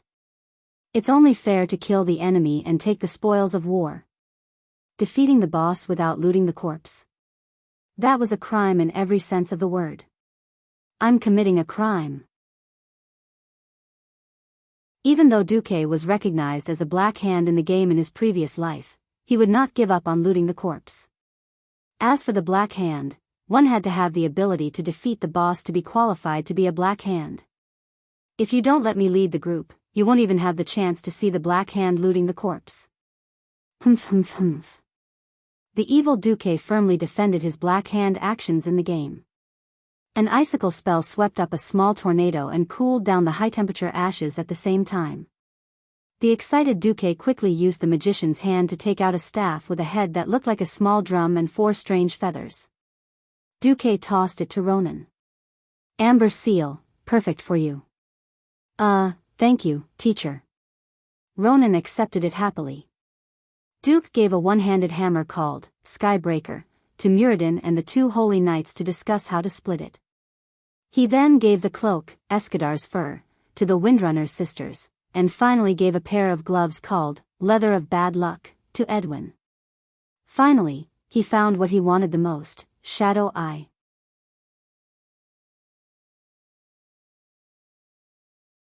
Chapter 659. Although the shadowy eye was theoretically something that Kazak would drop, theory was theory. Even his Karazhan had been ambushed by a demon. Perhaps Kazak's transport captain was so stupid that he didn't bring it with him? Seeing how Duque was so interested in this palm-sized, darkness-shrouded, and seemingly moving eyeball, if Duque wasn't a hero of the Alliance, standing at the forefront of the fight against evil, anyone would think that Duque was a sorcerer who had fallen into evil ways. Aurelia wanted to say something but stopped. For the sake of Duque's image, she didn't choose to ask on the spot. She even secretly pulled her 2 curious sisters aside. But while she could hold back, guys like Muradin couldn't. He opened his big mouth and said, "Hey. Duque, what do you want this thing for? I don't think it's good. Do you want a paladin to hammer it?" Gavin Rad was curious. He was sure that Duque must have an explanation. But Tyrion stepped forward without hesitation. Duque smiled. "The shadowy eye is certainly not a good thing, but I want to remind everyone that in the future, there will be another thing called the Holy Eye appearing in this world. When they were combined, there would be a chance to obtain a blessing staff. This would be a great and noble staff. If you don't trust me, I can temporarily seal this shadowy eye in the Holy Light Church in Stormwind. The Holy Light will not betray your trust, Your Excellency. Benedetta smiled and nodded. When everyone heard this, they immediately felt relieved. Intentionally or unintentionally, Duque glanced past the Bishop of Stormwind, Benedetta's. The blessing staff, the most sacred thing in a priest's heart. Even as the years passed and people changed, many priests still placed such a special epic staff in the corner of their warehouse. It was the best wish and memory of a generation of priests. But Duque knew Benedetta's background. The blessing staff was a sacred treasure, and Duque would not give it to this guy.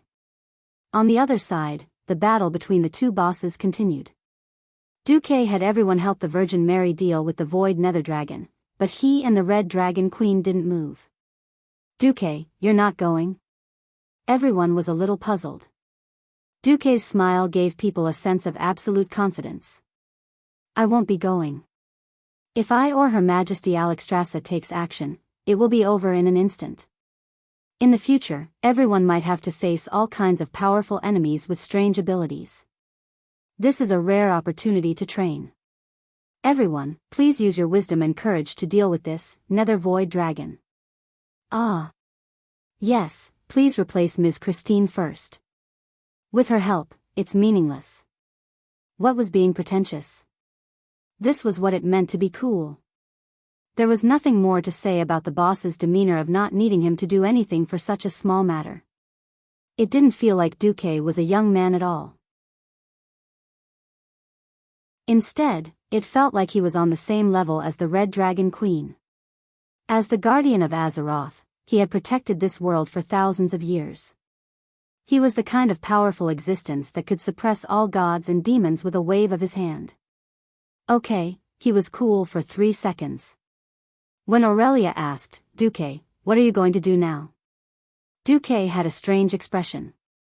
I need to discuss the importance of morale with Her Majesty. Everyone suddenly remembered the ice cream that the Queen had been emphasizing. Damn, it was all to get food to please the Queen. Everyone was speechless. There was nothing they could do. Who told Duque to be the boss? Everyone understood the significance of the Karazhan spatial node in protecting the world of Azeroth. That big demon called Kazak was not someone they could deal with. If they couldn't deal with the big demon, they could deal with the small ones. These world-famous heroes of the later generations were now hired by Dukla to work for him.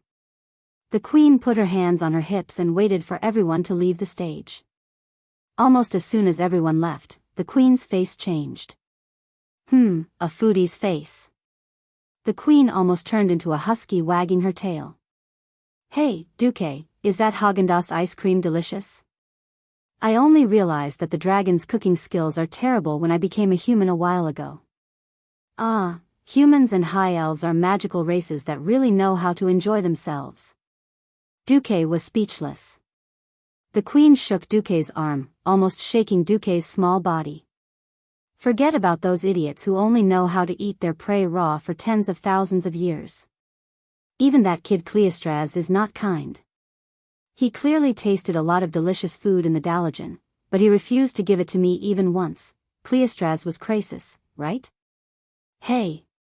Legend has it that Krasis is secretly in love with you. Just because I don't give you delicious food, you erase his love for you. Krasis, did I do something to make you despair? Duque's heart was trembling. It seemed that he had broken up another historical couple. Why did he use the word again? Well, anyway, Duque was from the Lovers Go to Die group.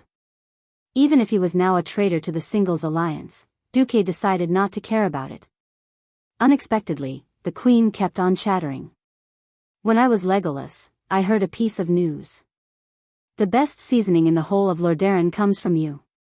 I didn't expect you to be a gourmet supplier. Yes.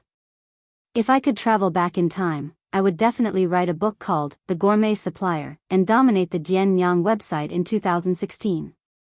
What a joke. Only Duque himself knew that it was not that his cooking skills were good enough, but that the food and seasoning methods in this world were too lousy. Even the white bread that was considered superior by the world was worlds apart from the bread that was fermented with yeast, bulking agents, and additives before Duque traveled through time. Because of transportation, salt was not available in many places. There was no butter, no peanut butter, and they had to eat dry, tasteless bread every day. Duque was too lazy to complain about all kinds of terrible things. At that moment, Duque became the master of China. At that moment, Duque became the god of cooking in the spirit of the halberd eaters. The best actor Duque looked at the queen with a sacred aura and said solemnly, "True delicacies of the world need time, love, and creativity to polish them. Things made in haste will never be perfect. Alexstrasza, do you trust me?" The queen quickly nodded like a chick pecking at rice. "Give me 3 days. I will make Häagen-Dazs ice cream that will satisfy you." Duque mourned in his heart. "Sorry. Häagen-Dazs, Duque, may ruin your brand."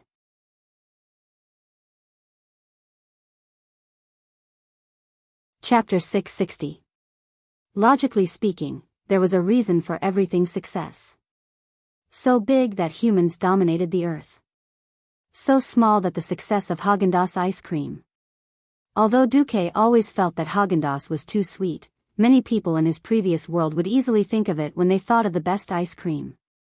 Of course, it was impossible for a half-transmigrator like Duque to make an identical ice cream under the Häagen-Dazs brand. Duque's biggest advantage was that no one in Azeroth had ever eaten an authentic Häagen-Dazs. If this wasn't a war-torn world, Duque was absolutely sure that he could become the richest person in this world with just his transmigrator knowledge. Don't ask why Duque knew how to make ice cream. Forget that there were no female creatures in the temple of the University of Technology. There was only one small shop within 3 kilometers of the university. Not only did they sell pineapple beer, they even dared to refreeze the melted ice cream after the power was cut off. In a fit of anger, Duque and the other animals didn't have ice cream to make themselves. So they remembered it. Don't ask why they ate ice cream in the middle of winter. Didn't they see that the person who was drooling over it was actually a super female dragon? Her stomach was full of stomach fire. Dragon breath. How could it not be hot? That wasn't a problem at all. And the insidious Duque, in order to maximize the effect of nothing, had specially carried out a contrast battle. So, while the 9 heroes of the Alliance fought to the death downstairs, Duque and Alexstrasza slipped to the rooftop of Karazhan to make food.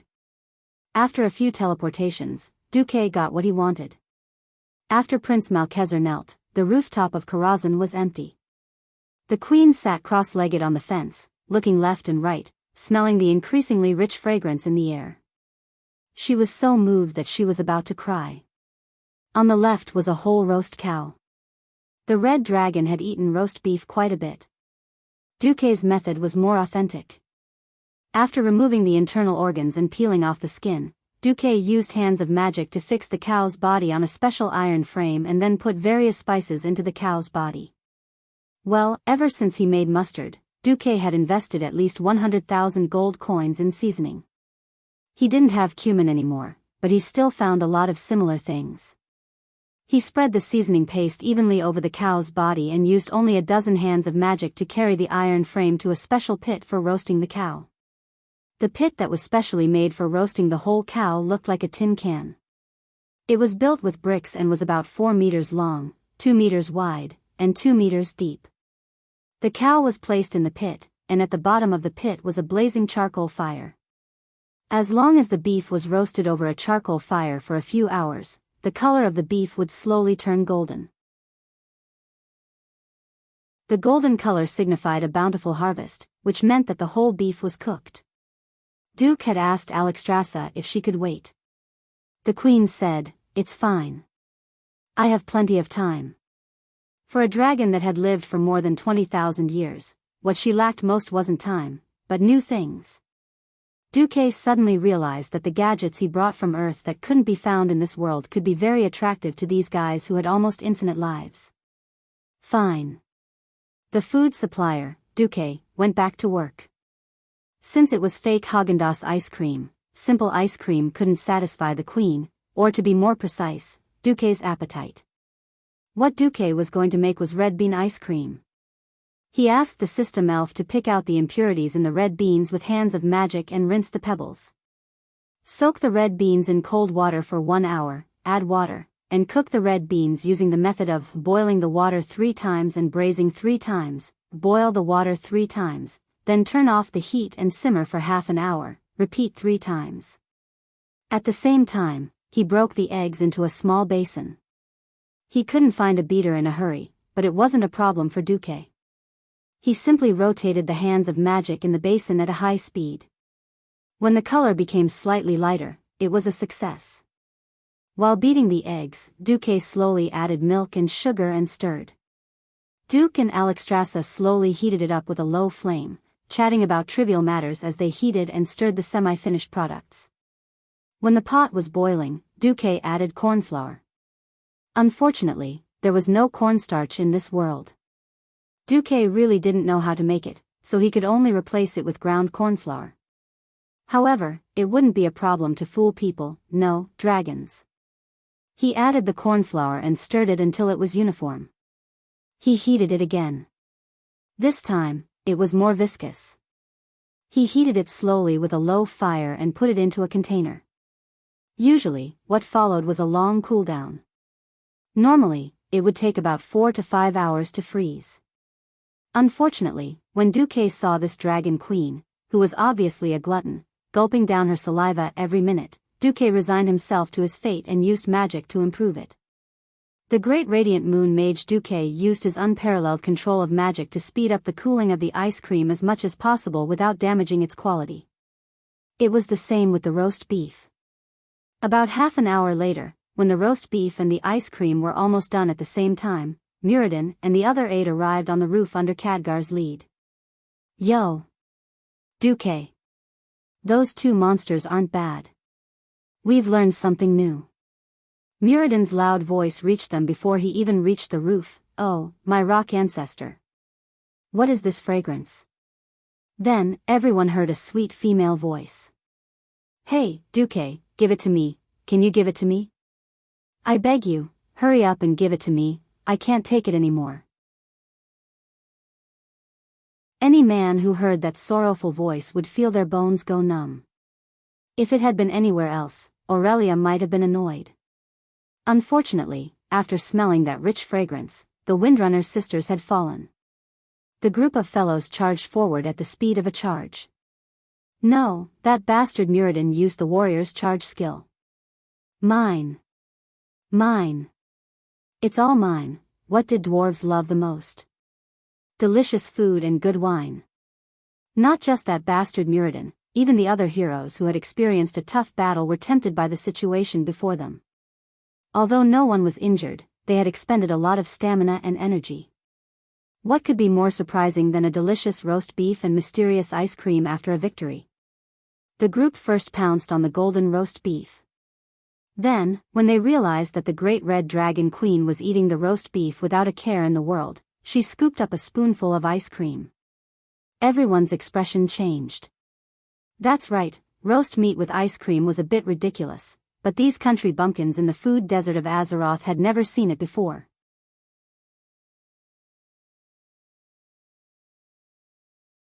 Chapter 661. Soldiers who had been on the battlefield knew the value of good food. The hardship of marching was not something that outsiders could understand. Walking in dense forests, if they had enough energy, they could shoot some prey and have a sumptuous meal. When marching to places like the Burning Plains or the Cursed Lands, the experience was enough to make people want to die. It was not that there was no prey, but would anyone dare to eat those monsters that had been corroded by dark energy? Moreover, roasted meat could not possibly be as delicious as Duque's whole roasted cow. What else was there to care about in war? It was already good enough to stay alive. Did they not see that even the crown prince of Kurtalas had died?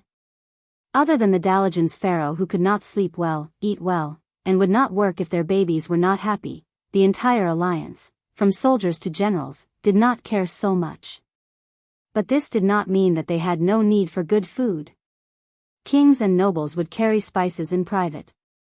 Yes, it was something from Duque's side. At the height of the war, the alliance had a saying about the golden plant. It meant that Duque's spices were more expensive than gold. Of course, it was not because Duque was so expensive, it was because of the unscrupulous merchants. The big shots of the alliance naturally had Duque's supplies, but the nobles below were not so lucky. This was where Duque was smart. Others profited from war and were criticized by everyone, but when Duque made a fortune, no one could complain. Because in terms of armaments, Duque was absolutely selfless and did not skimp. But food and spices were not necessities, right? They were luxury goods, right? Yes, those unscrupulous merchants mentioned above were all secretly Duque's people. You could choose not to buy, no one would force you to buy. It was just that other people ate well and drank spicy food, while you could only eat tasteless white bread. Don't blame other nobles for looking down on you. Faced with spices that were inflated by unscrupulous merchants, good nobles would cry and dig into their wallets. After fighting a big war against the beast men, the nobles' wallets had shrunk, except for Duque. As for how much money Duque had, he did not know. After 10 million, Duque stopped counting. Alright, I'll set a small goal.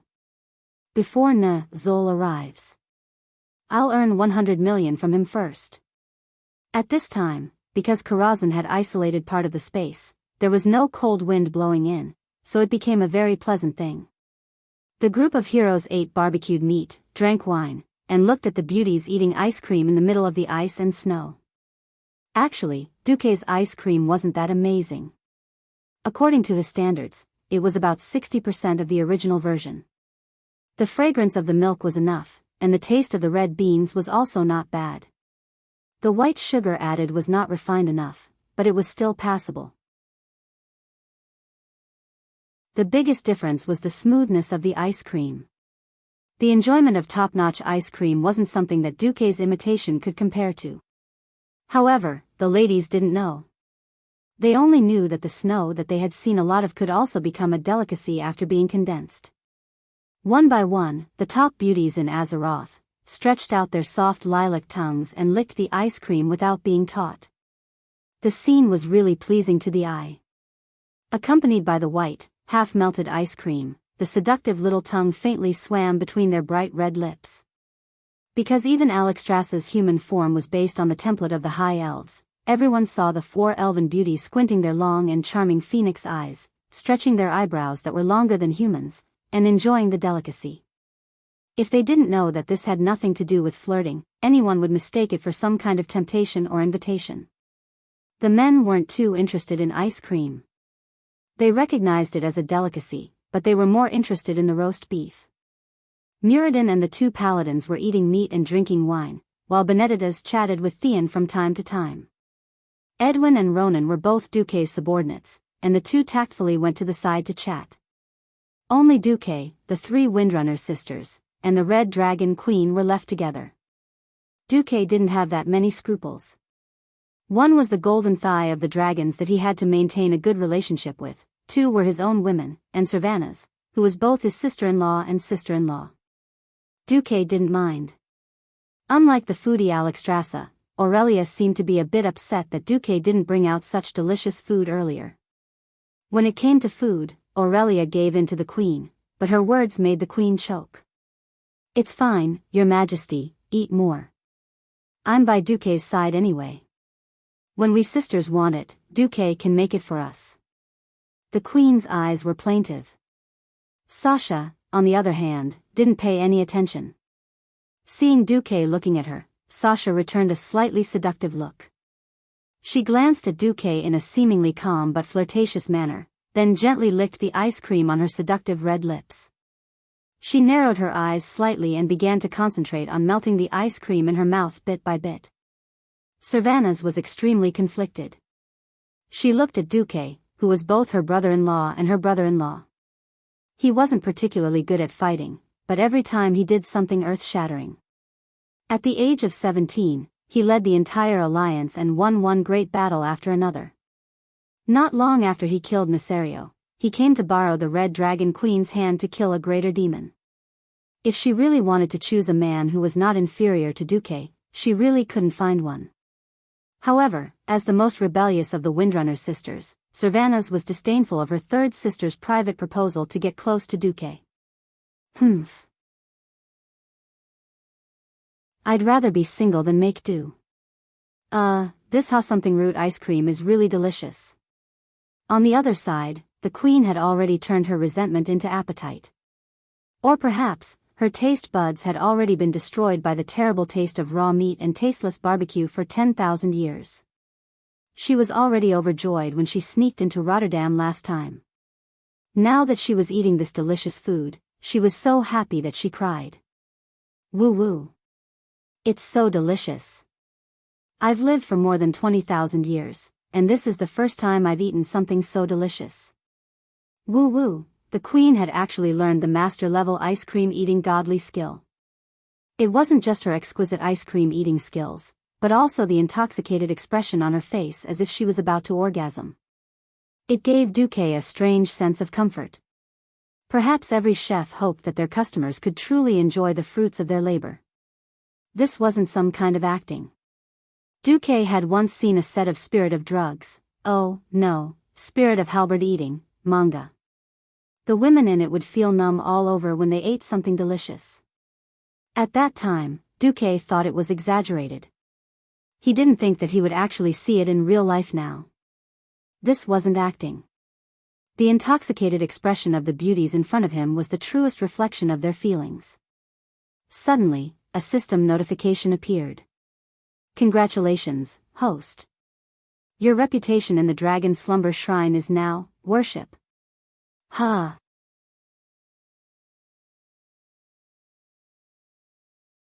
Chapter 662. There was a question mark on Duque's head that no one else could see. Duque's face was full of confusion. In the game, players had to spend a lot of time to earn a reputation for any force. Regardless of whether it was convenient or not, at least a lot of time had to be invested. Comparisons were odious indeed. If his friends back on Earth knew that he had bribed Alexstrasza with a box of ice cream and a whole roast cow, who knew if they would curse at him, there was actually a premise for this, and that was that Duque had personally rescued Alexstrasza from Nasario's plot and assisted the 4 Dragon Kings in killing Nasario. This was the real unbreakable cornerstone of the relationship between the two sides. As for the ice cream, it was just a small prelude. The Dragon's Sleeping Temple was the first extraordinary force that had a reputation of worship after Duque came to the world of Azeroth, and it had epic-making significance for Duque. Reputation in the game was more of a naked benefit, such as being able to exchange for better equipment. Reputation in the real world represented the degree of support the force had for Duque. Looking at the system prompt, his guardian authority had become, in the guardian battle, you can specify an unlimited number of ancient red dragons to fight together as needed.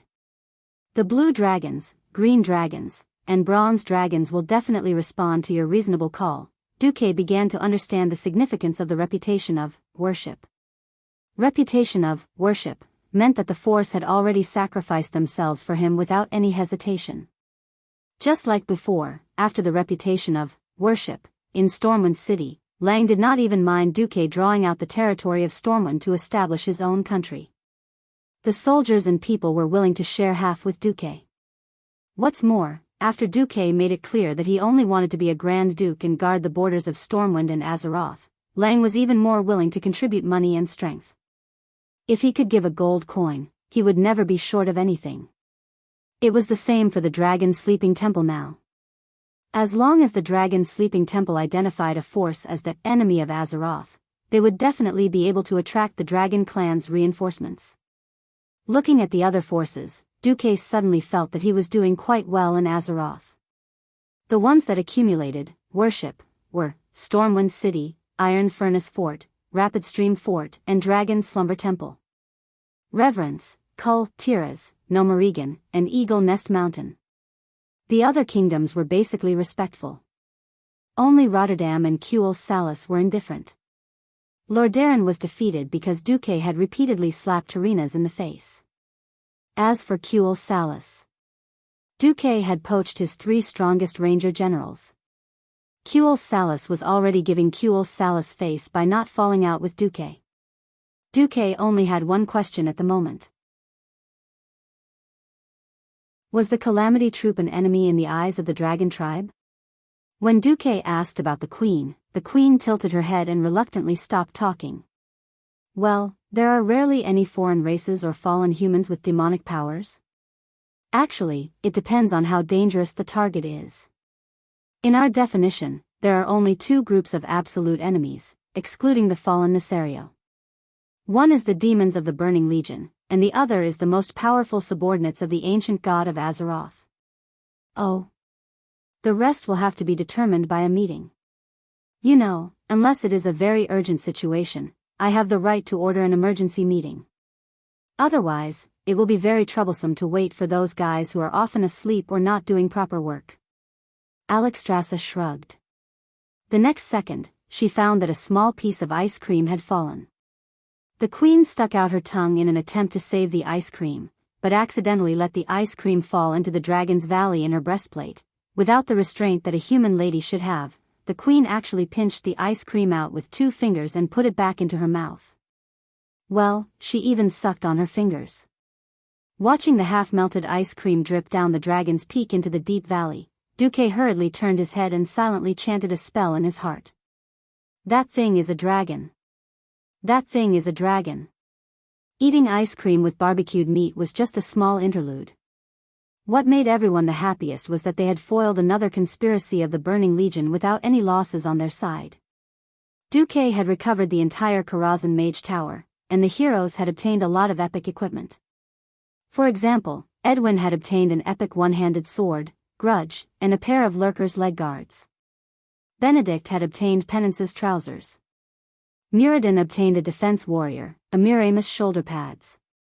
On average, everyone had obtained 2 pieces of epic equipment that surpassed this point in time. This was a real improvement for the heroes. Even though they had stepped into the realm of heroes, they could not fully unleash the mysterious power contained in these pieces of equipment. This did not hinder them from setting a direction and a benchmark for their efforts. The group returned to Lordaeron that night. When that big-mouth Muradin spread the news of what had happened in Karazhan, the entire city of Lordaeron seemed to have experienced another major earthquake. Everyone was in an uproar. The demons were here again? So soon. It wasn't that long ago that Sargeras had corrupted and controlled the previous guardian, Medivh. Suddenly, there was another conspiracy against Azeroth?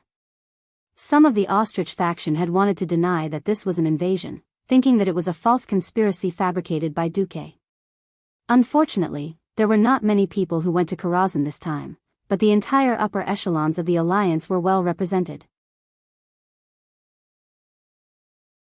Apart from the people of Stormwind, there were also heroes from various fields. Magni naturally believed in his younger brother, Muradin. Benedict also represented the Church of Holy Light. Tyrion Fordring's character and his identity as one of the 5 Silver Saints were naturally recognized by the people of Lordaeron and the Paladins. For a moment, Duque was once again pushed to the top of the waves.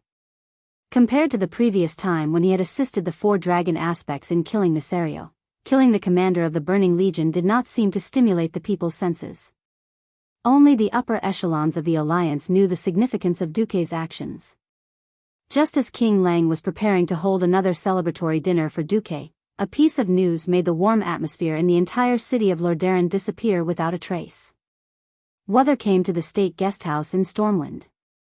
After seeing Duque, Lang, and Andoin, he immediately said, "The Archbishop of the Holy Light, His Excellency Alonso's Fail, is critically ill. Before he dies, he wishes to see the 3 of you, especially His Excellency Marcus." Duque and Lang were stunned. They froze in their chairs. Andoin, who had the best relationship with Alonso's, stood up in an instant and clenched his fists. This man, who had experienced the pain of the subjugation of his country and the death of his comrades in battle, and who had been fighting on the front lines against the tribes from the beginning to the end, cried openly for the first time. Tears uncontrollably rolled down his determined and masculine face. When did this happen? Why didn't we receive any news at all?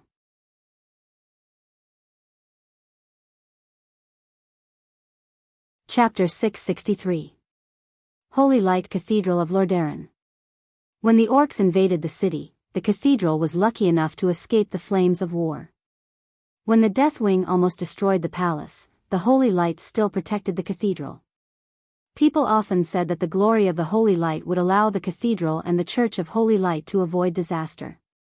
This time, it seemed that the Church of Holy Light had used up all of its resources. Outside the pure white cathedral, every member of the clergy was in a hurry, and their faces were filled with sorrow. Even the white outer tower of the cathedral seemed to be covered in a layer of shadow. After a few major incidents, almost all the other countries of the Alliance wanted to see the people of Lordaeron suffer. Alonso's fail was not one of them. He was different from Terina's, who looked righteous on the surface, but was actually a hypocrite who kept scheming for the benefit of his country. Alonso's was a true and selfless saint. A long time ago in the Dalajan, a Lordaeron missionary threw a copper coin into the fountain and made a wish. I hope that one day I can spread the way of the Holy Light to the people and teach them the meaning of the three great virtues. Before the orcs invaded, Alonso's had been doing this. He preached throughout the entire Eastern Kingdom, spreading the light of hope to the 7 human kingdoms. In every country, in every city, he built a church of Holy Light, spreading the virtues, calling on people to take care of orphans who had lost their parents, calling on every sinner, and trying to pull everyone onto the path of good. When the War of the Dark Portal started, he was the first to call on all the countries to accept the refugees from Stormwind. He was also the one who mobilized the entire Church of Holy Light to continue supporting the frontline during the fiercest times of the war. He was the one who comforted the people and gave them confidence and courage. And after the war, he was also the first to stand up and call on the wealthy families and nobles who had surplus funds to donate to the restoration of the Stormwind Kingdom and the Stormguard Kingdom that had been destroyed in the war. In order to fight against evil, he ran around and gave speeches. In order to promote justice, he created the great profession of Paladin. In order to revive the human race, he worked hard for the revival of the other countries without rest. He was a truly noble person. If Terina's shamed the people of Lordaeron, then Alonso's was the key to making the people of Lordaeron great again. The kings of the Alliance could ignore Terina's, but Alonso's was a truly kind and noble old man, so the kings would always give him their utmost support. But now, without any warning, Alonso's had collapsed. At this time, almost all the kings who were still in Rotterdam gathered in the cathedral. The kings who had already left immediately returned. Even King Xian of Gilnis, who had withdrawn from the alliance, sent his ministers to express his condolences. Duke, Ryan, Andoin, and the rest felt heavy as they followed Uther, who had a solemn look on his face. At this point, the priest's cure illness was already very mature. Ordinary ailments and pains would not affect Bishop Alonso's body. Duque secretly asked Uther if the archbishop was cursed, but Uther shook his head. Outside the archbishop's bedroom, Duque saw King Salas, who was a little depressed. Salas's eyes were red, and it was very likely that he had cried a little. Not every fallen king had a spiritual leader like Andoin as a helper, and not every king had a decathlon like Duke who could support the whole country. In the days when Stormguard was destroyed and Stormguard was destroyed, Archbishop Alonso's was the one who accompanied Salas the most. At the crucial time of the restoration of the country, the one who gave the people of Stormguard the most help other than Duque was Alonso's. Alonso's suddenly collapsed. Even a man like Salas, who had been through a lot, felt an important pillar of support in his heart collapse. Other than Bolvar Fordragon, who was still in charge of the country in Stormwind, and Reginald Windsor, who stayed in the Reedridge Mountains to command Duque's private army, all the paladins were already waiting outside the door. Seeing Duque and the others coming, Salas's mouth was full of bitterness. Lord Fail's time is limited. According to the archbishop's wishes, Uther will lead you in one by one. The first to enter was Lang. 5 minutes later, Lang came out with a heavy heart. To everyone's surprise, they thought that Anduin Lothar, who had the best relationship with Alonso's, would be the last to enter. Who knew that the archbishop would arrange for Lothar to be the second to last? As for the last person who was the most important, the archbishop's order was surprisingly given to Duke. 15 minutes later, Andoin came out with tears on his face. Uther lowered his head. Duque, master wants to see you alone.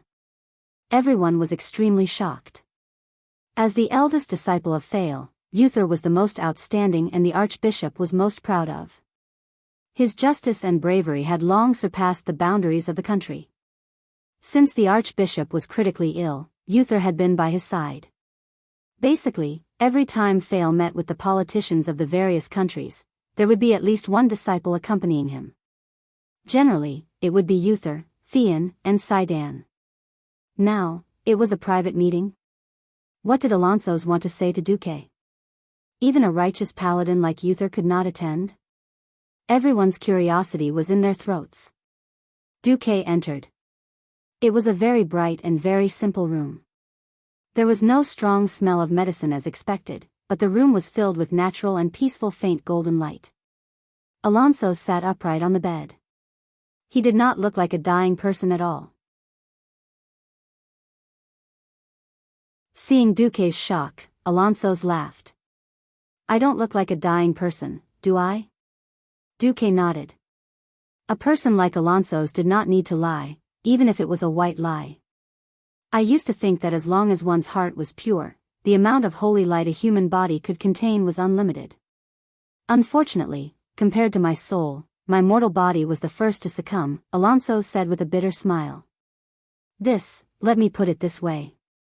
My body could not bear such a huge amount of holy light. My organs began to forget how they originally worked, and as a result, my body uncontrollably weakened. It's really sad, isn't it?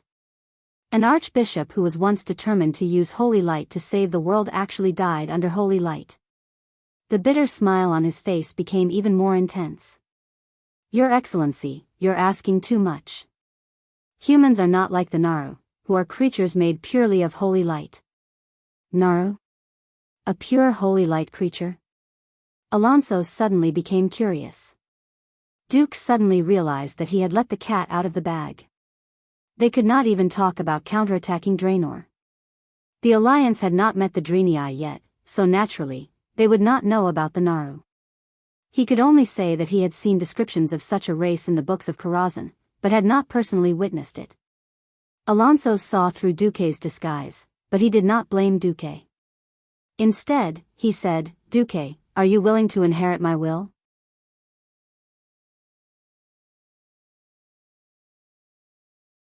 Chapter 664. Duque was almost scared to death on the spot. Are you asking me to delete my character and start all over again? Huh? Duque pointed at his face in surprise. I'm a mage. Alonso's was taken aback, and immediately laughed. No, you misunderstood.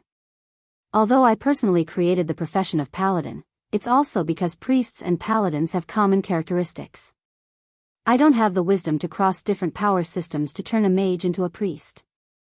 The fact that Nesario transformed into the Lord of Pristo and almost became one of the kings of the Alliance deeply touched me.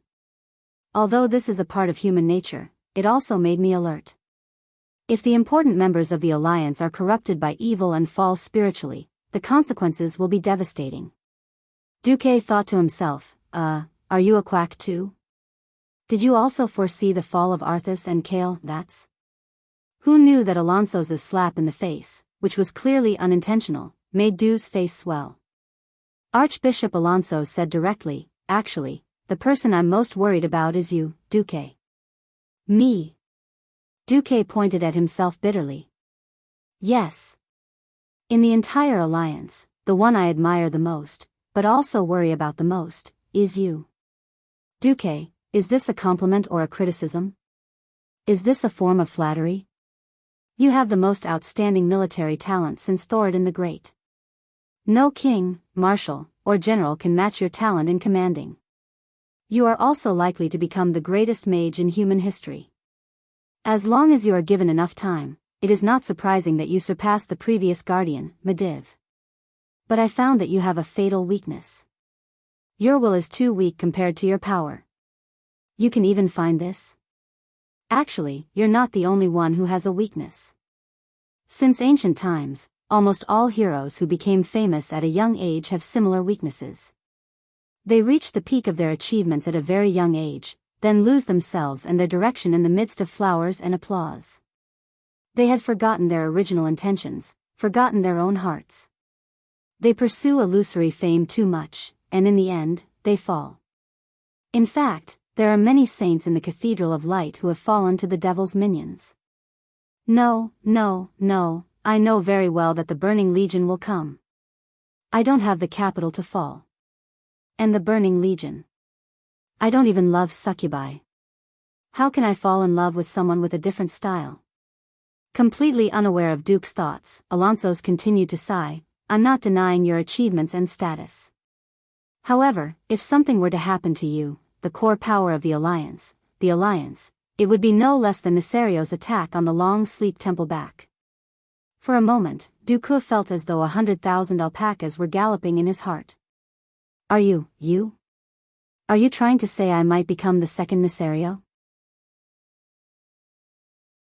If it was anyone else who said this to Duke would definitely slap them without any explanation. But towards Alonso's, a true saint who had dedicated his life to the people, especially a saint who was about to die, Duke could not bring himself to be angry. Duke lowered his head slightly. Your Grace is right. My temperament does need to be tempered. All right, I'll accept it. Alonso's waved his hand. No. I'm the one who's being rude. Duque, you've proven yourself several times under the temptation and coercion of the devil, yet I still doubt you. It's my fault. Unfortunately, with Aegwin and Medivh as precedents, I still hope that you can accept the power of holy light that contains my will. I swear, this power of holy light will not destroy your body or soul.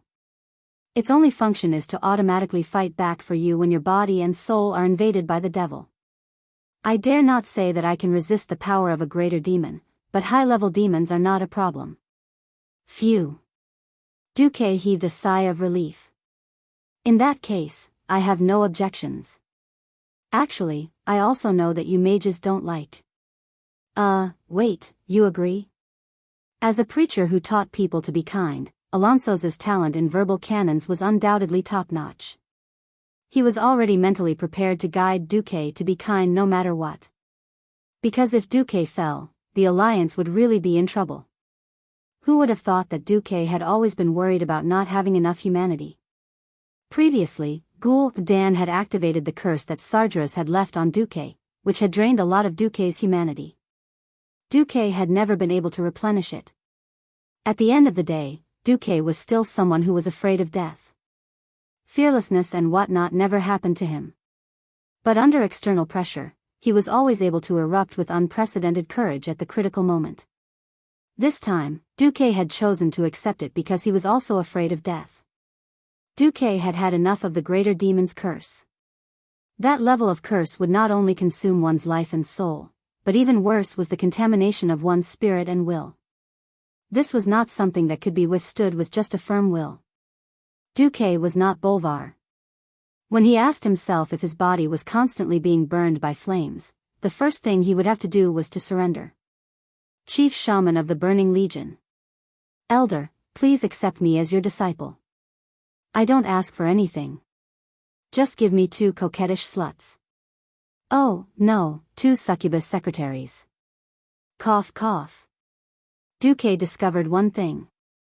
If Zul was chosen by Kil Jaden as the Lich King because of his talent in controlling a large number of undead subordinates, then Duque, who had the system elf, seemed to be more suitable to be the Lich King than Zul.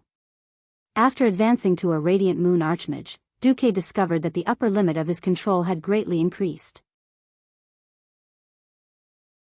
Now, he could control up to 512 magic hands at the same time, and could launch 256 of the highest level of Flame Blast at the same time. Duque could not imagine what would happen if he, a transmigrator with super multicasting talent and super group mind control ability, degenerated into a Lich King. Wouldn't that mean that the world of Azeroth would definitely kneel? For the sake that the fierce girl beside him did not have to turn against him, for the sake that he did not have to open a harem as a dead person, for the sake of the few benefits of transmigrators, Duque was determined to fight against evil to the end. Looking at Duque's complicated eyes, Alonso's felt very strange. He had seen countless people in his life, noble, despicable, hypocritical, and despicable. He dared to say that he could see through a person's character at a glance. But the feeling that Duque gave him was always the most special one. Obviously, Duque looked like a little ruffian. He did not have a firm belief, did not have enough courage to do big things, and at most had a little cleverness. But every time at a critical moment, he would give people a contradictory feeling, and one could fully see the flash of humanity in him. Haha. Perhaps it was because of this contradiction that he was human. Alonso's Fail extended his hand to Duque.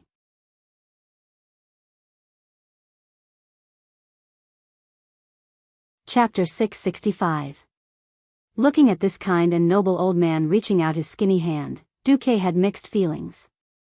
It wasn't that he didn't think of using the 7 eternal slots that Alexstrasza had transferred to him.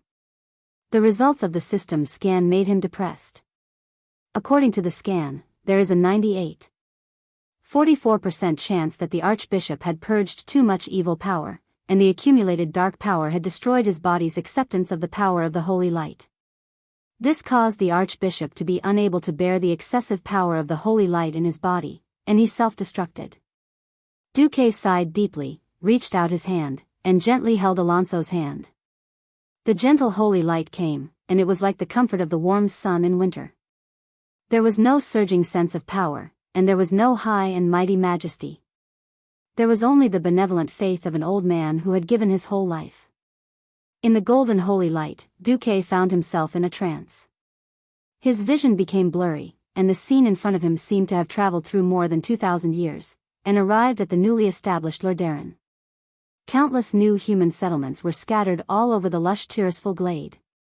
After defeating the evil trolls, humans were taking root in this forest step by step. With the hope of civilization, they absorbed nutrients from this land, and multiplied. Back then, King Menethil loved his people dearly because he believed that with his hard work, he would one day make his people strong enough to support the entire human race. They faced countless beasts, and the remnants of the trolls who were unwilling to be destroyed, and fought with all their might. More than 2,000 years later, there was another green tide that swept the whole continent, but the enemies changed from trolls to orcs. Humans, dwarves, high elves, and even dragons won with everyone's hard work. However, the land was destroyed for the first time in 2,800 years. Alonso's was very sad, because in the darkest era since the pioneering era, when the people needed hope the most, he could not hold on. Even with the will that came from the holy light, Duque could feel Alonso's sorrow. The land was devastated, and the people were homeless. A woman who had lost her husband carried a crying baby on her back, endured the pain brought about by the war, and did a man's job with tears in her eyes. She climbed up the roof to help the neighbor's auntie fix the hole in the roof, braved the cold wind to go up the mountain to chop firewood, picked up a sickle like a man, and charged at the starving orcs who rushed into the village. Everything that Alonso's had seen with his own eyes had been transmitted over to Duke, and it was presented so vividly in front of his eyes. For the king, the war was over. For the people, the war was not over. The old peace was short-lived. A new war would come. At this moment, Duque truly felt that he and the Azeroth people were breathing the same air of the future and shouldering the same huge sense of mission. As a transmigrator, he had the gaze of a prophet that could make everyone in the world tremble. But Duque had not done enough. You can do better. Protecting Azeroth, the last human habitat, was not an easy task. Duque could not go back. If that was the case, then he had to be prepared to work hard for decades, or even centuries, until the Titan of creation came again and destroyed the Burning Legion to achieve the ultimate peace. He shouldered the future of Azeroth, the inheritance of civilization, and the continuation of order. His efforts to change World War II was only a small step in changing the future of Azeroth. This was far from enough. The war between the Alliance and the Horde in the Eastern Kingdom, which only took up 1/5 of Azeroth's land area, and even the war that would spread to the entire world in the future, was nothing more than a joke in front of the Burning Legion spaceships. There are still many things I can do. More black technology, more progress, more magical skills. Only then can humans, no, the entire alliance stand at the edge of this mysterious universe. Alonso's fail did not have the ability to read minds. He did not know what Duke had seen, discovered, or comprehended after the holy light that had passed on his will was transmitted over. But seeing the expression on the face of the most talented young man in the history of the alliance, Alonso's knew that as the guide, he had opened the door to a vast world for Duque. He no longer had the chance to see the magnificent scenery at the door, but he knew that the will of the holy light would be passed on, and the hope of humans would be reignited. Alonso smiled and patted Duque's shoulder, doing something that surprised Duque. He, who was supposed to be extremely weak, suddenly got up from the bed. He did not look like a dying man at all. Only Duque was sad. He knew that Alonso's, a respectable senior, had released the last shackle, allowing the power of the holy light to impact every cell, every inch of muscle, and every organ in his body. That was his last glory, and also the last will that the Archbishop of the Holy Light wanted to pass on to the world. The entire Cathedral of Holy Light abruptly responded to Alonso's will. No, it was not just this cathedral. From the terraceful woodland, from the silver pine forest, from the white domes of every cathedral on the continent, golden rays of light shot out. Countless rays of golden light crossed the void and gathered there, forming a huge pillar of light that was more than 100 meters in diameter. It rose into the sky from the center of Rotterdam City. Every room and prayer hall in the cathedral that Alonso's was in echoed with the prayers of the priests in unison. However, the bishops of various sizes who were dressed in gorgeous robes opened their eyes in shock, because for the first time, there was a response from the holy light in the spiritual world that was originally empty and silent. The big bell in the holy palace suddenly rang when it sensed the intense holy light that was echoing in the air. The priests rushed out of the prayer hall one after another. They saw the door of Archbishop Fail's ward open. No one opened the door. Alonso's hovered in midair under the support of the power of the holy light, and floated out slowly. Duque followed behind him and arrived at the center of the main hall.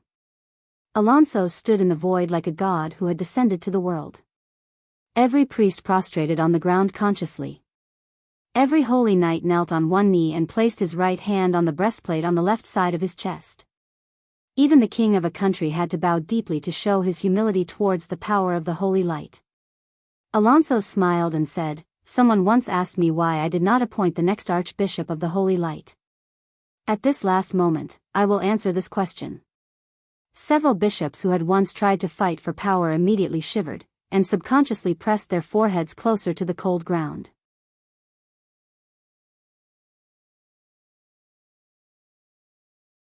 Chapter 666. I once said, I hope that one day, I can spread the path of the holy light to the commoners and teach them the meaning of the three great virtues. I have spent my entire life working hard for this and have never once deviated from the will of the holy light. So, I am the Archbishop that all of you acknowledge. From the very beginning, I've always believed that worldly authority shouldn't be the ruler of the holy light. If I were to personally appoint a successor, then the Church of Holy Light would one day be filled with benefits, and it would gradually decay and be destroyed. Since I am destined to return to the embrace of the holy light, then let the holy light choose a true emissary of light. Alonso slowly extended his right index finger and pointed in the air. The ethereal and holy voice sounded again. Who among you is willing to dedicate every moment of your life to the holy light?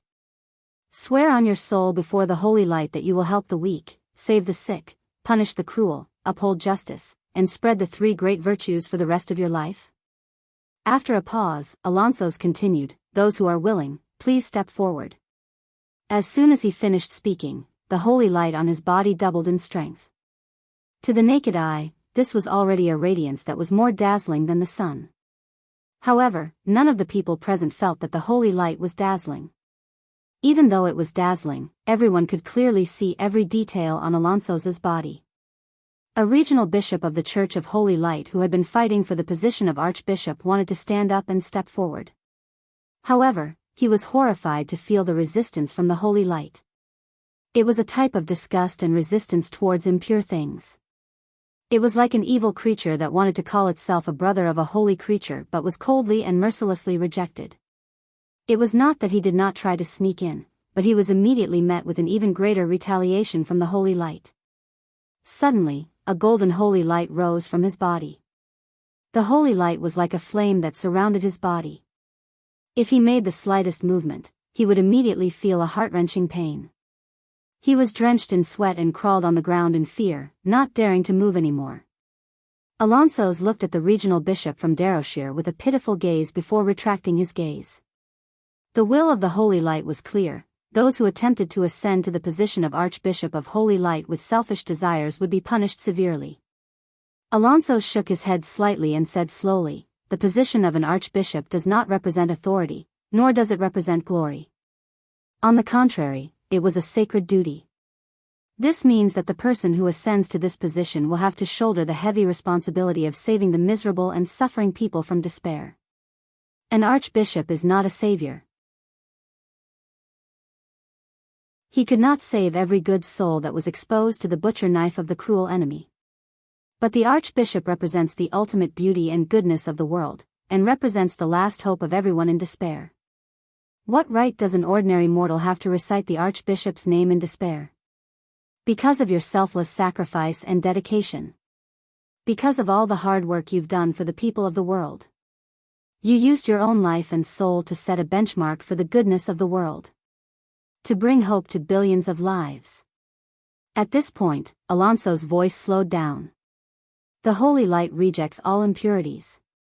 Those with selfish desires, please leave. I will ask you one last time, who wishes to inherit the will of the Holy Light and make your name truly sacred, please step forward." A bishop retreated. He was ashamed. He crawled on the ground, moved his legs, and slowly exited the hall. 2 bishops retreated. 5 bishops retreated. Of the bishops of the 7 kingdoms, apart from Fao, who was also the bishop of Lordaeron, 5 had retreated. Only Benedictus, the bishop of Stormwind, was left. Benedictus neither advanced nor retreated. He calmly knelt on the ground, letting his face be bathed in the waves of holy light that undulated in the main hall. He was quietly waiting for the new archbishop to be born. Alonso's demands were too high. All humans have selfish desires. Humans had birth, old age, sickness, and death. As long as one was human, there would always be things one wanted to do. Was there really such a perfect, selfless saint? Speaking of which, if he was this pious, was he still human? At this moment, a person moved. He was Alonso's most beloved and valued disciple, Wuxia the Lightbringer. Wuxia's calm voice rang out. "I believe I can do all of the above. If everyone does not mind that I am a holy knight, I am willing to accept the inheritance of the will of the Holy Light." There was a low commotion around, but it quickly subsided. Alonso spoke. "The path of the Holy Light does not discriminate by nationality or race. The Holy Light is the ultimate wish of all things in the world. If you, Wuxia, are willing to offer your life and soul to the Holy Light for all people in the world, then please stand in front of me." Wuxia did not hesitate. He walked up to Alonso's, who was suspended in the air, and knelt on one knee. He lowered his head, which he did not even lower for the king. "I, Wuxia the Lightbringer, swear before the Holy Light that I am willing to abide by the 3 great virtues. I will use my life to spread the Holy Light, spread hope, punish evil, and promote justice." The clear and sonorous voice echoed throughout the entire Holy Light Cathedral. Although it was a little strange for a holy knight to be the next archbishop of the Holy Light, the priests quickly accepted it. Yes. Only a truly selfless person had the right to set foot on that holy position, and only had the right to be holy in the hearts of the people. Alonso smiled as he lowered his body and patted the shoulder of his most devout disciple. Tears of gratification flowed from the corner of his eyes. He looked up to the sky and shouted, "Praise the Holy Light." Suddenly, an illusory ball of golden holy light descended on Wuxia's head, forming a golden crown that looked like a garland. This was the Holy Light's recognition of Wuxia. For a moment, everyone was stunned. After being stunned for a full 3 seconds, countless priests knelt on the ground, straightened their backs, and raised their hands to the sky. "Praise the Holy Light, praise Holy Mother. The next moment, everyone's voice stopped. That's right. The moment the inheritance was completed, Alonso's Fail's name became history. Whether the Lightbringer's name became the new holy. Whether the Lightbringer's tears flowed down his face as he hugged his teacher's limp body. On this day, with Lordaeron as the starting point, the bells of every church of light in every city and every small town in every village rang. Countless believers knelt on the ground and cried in sorrow. Everyone used this method to commemorate the passing of a true saint. Standing on the balcony of the state guesthouse, Duque looked at the Holy Light Cathedral from afar and suddenly said softly, "Let's go. It's time to leave." You're tuning into the Biyao's Wuxia Chronicles YouTube channel. Don't forget to subscribe and join us on this journey to catch the most captivating stories.